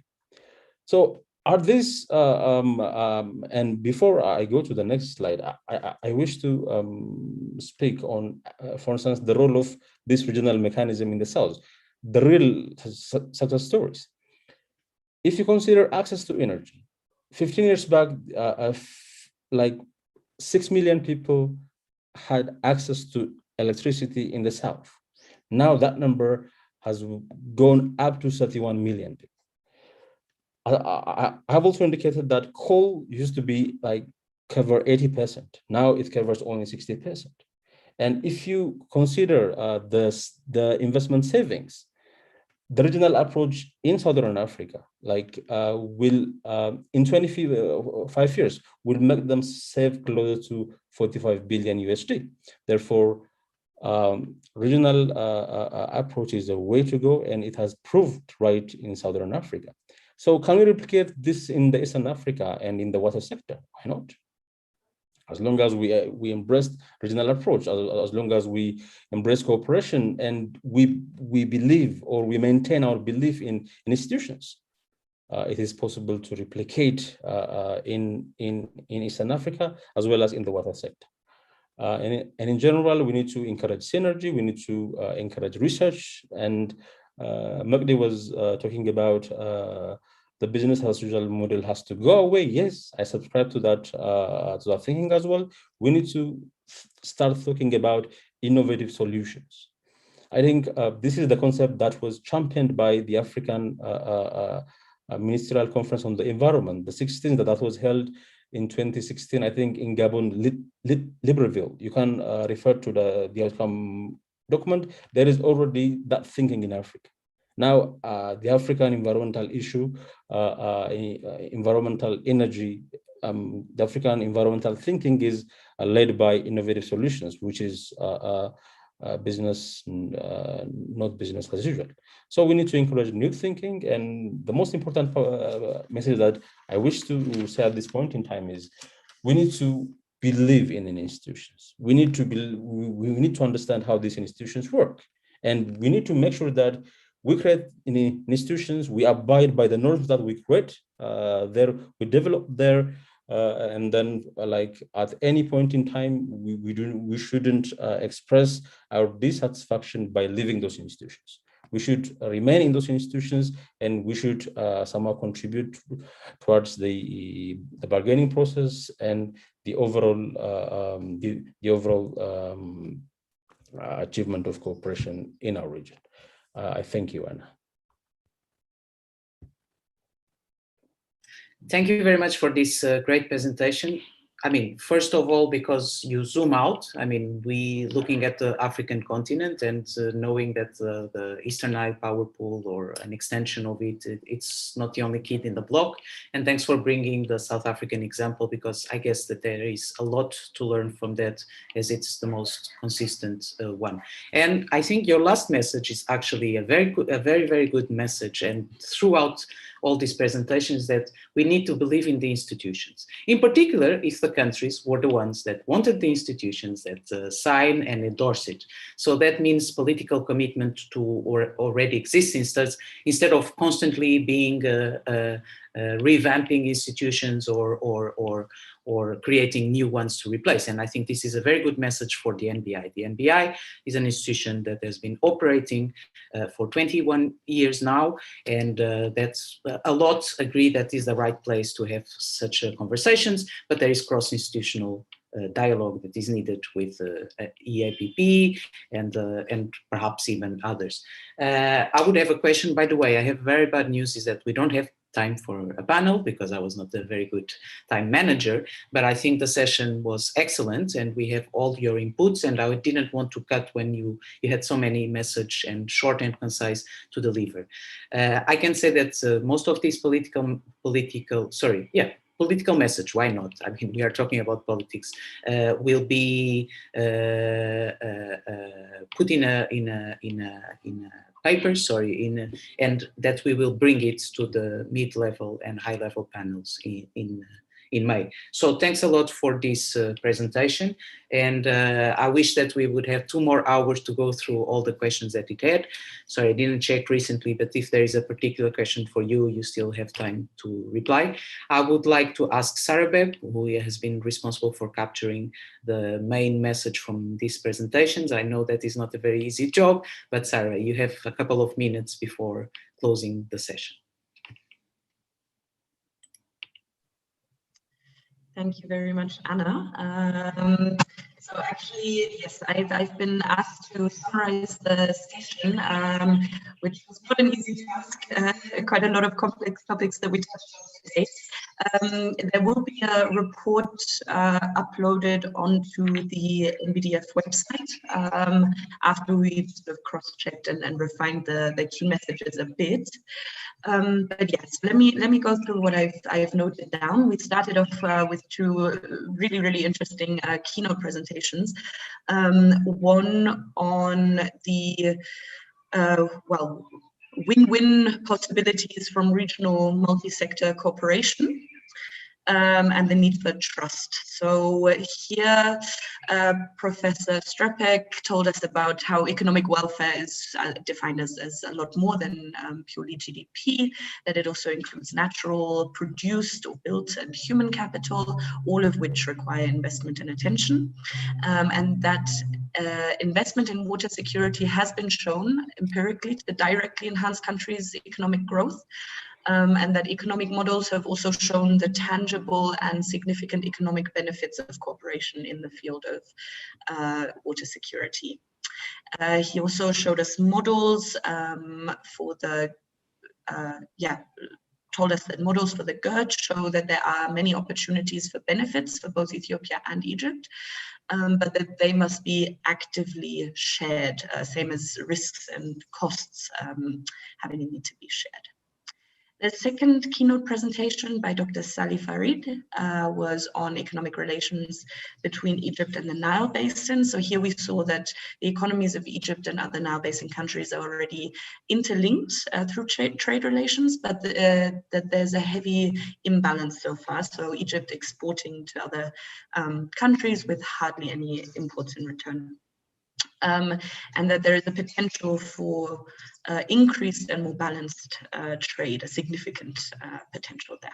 And in order to strengthen relationships with Nile Basin countries, Egypt could consider building stronger trade ties. An enabling policy environment or framework is required across a range of sectors to facilitate this.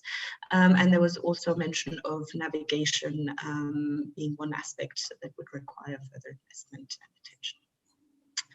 We had a Q&A session. Maybe let me just pick one or two points that stood out there for me. I think there was quite a lot of discussion about regional optimization or optimization of economic productivity at the regional level, and how it's in principle required, but can also be very sensitive and tricky. So for example, if agricultural activity would be shifted to another country, given higher potential productivity. You also have to account for potential loss of jobs in the original country. But then obviously that is also counterweight by lower cost of purchase. So a lot of factors playing in together, leading to highly complex models and a lot of different considerations to be had in mind. In our paper presentations, we had an input on the need for basin-wide collaboration, where countries have the potential to build on or to draw on location efficiency, for example, for irrigation or hydropower production. There's also potential for collaboration on water smart projects, including storage dams, especially in higher upstream locations, and other water saving projects, and that regional trade can also contribute to regional peace. The presenter had some proposals on what regional economic cooperation could specifically look like, which I wanted to just reiterate. So, for example, co-owned infrastructure, efficiency boosting collaboration, exploring alternative energy. Alternative energy resources and also water resources, coordinated environmental protection, etc. But that a paradigm shift was needed towards the Nile being needed or needing to benefit all basin countries. We then had an overview of the East African economic landscape, saw that COVID has slowed or contracted economic growth across East Africa, but that there are also opportunities for countries in, for example, regional cooperation, opportunities with the establishment of the African Continental Free Trade Area, commodities, funding for green projects, and yield pursuit. We then moved on to a presentation on the water, food, energy nexus and how the nexus thinking is relevant for transboundary planning and thinking, and can help build a common understanding of the basin risks and opportunities between countries, but also between sectors, and sort of help everyone break out of national and sectoral silos, and that it is also essential for policy coherence across sectors and across countries. The last paper presentation just now focused on institutional approaches to economic development. And here we looked at lessons to be learned from the South African power pool here in the region. And I think there the key message was really that strong institutions can facilitate economic integration and economic collaboration, but does require investment, research, and also new thinking. We will be distilling some key actionable and solution-oriented messages from this summary. I didn't quite have the time now to put those together on the site, but yeah, as I say, we'll be circulating or uploading this report very soon. So with that, thanks again for all contributions, and back to you, Anna. Thanks a lot, Sarah. I mean, that's perfect. I mean, you captured the main message in a very good way. I hope that the presenters agree with that. We can circulate among the presenters, the speakers, in case that we got something wrong. Okay, I would like to close this session just with a couple, 1 minute that I give to myself. I don't know if you have noticed, all of you that have been attending the Transboundary sessions, what was the background picture?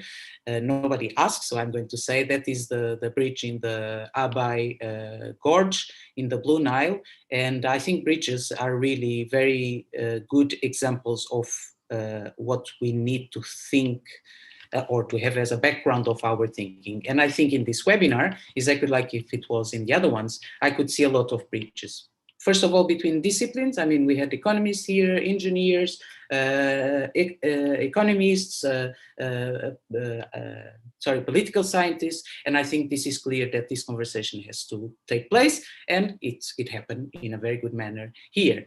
And between countries, I mean, we were very lucky to have representatives from at least 3 countries as presenters, 3 countries from the region, but we had many others in the session. And between sectors, I mean, I think this is a very clear message, and I think Dr. Hamdi clearly focused on that or highlighted that, the idea that we have to have cross-sectoral dialogues in order to have cross-sectoral cooperation. And one that's it's very dear to me is that it's obvious that this NBDF has proved that there is a whole new generation of researchers and practitioners that have a lot to say, and they go beyond the mainstream stories that are told about the Nile. And this is the way to go. Thanks all for that, and keep the good work. And we hope to meet you soon somewhere else. Okay, thanks very much. And I think we can consider it close. Okay, have a good afternoon.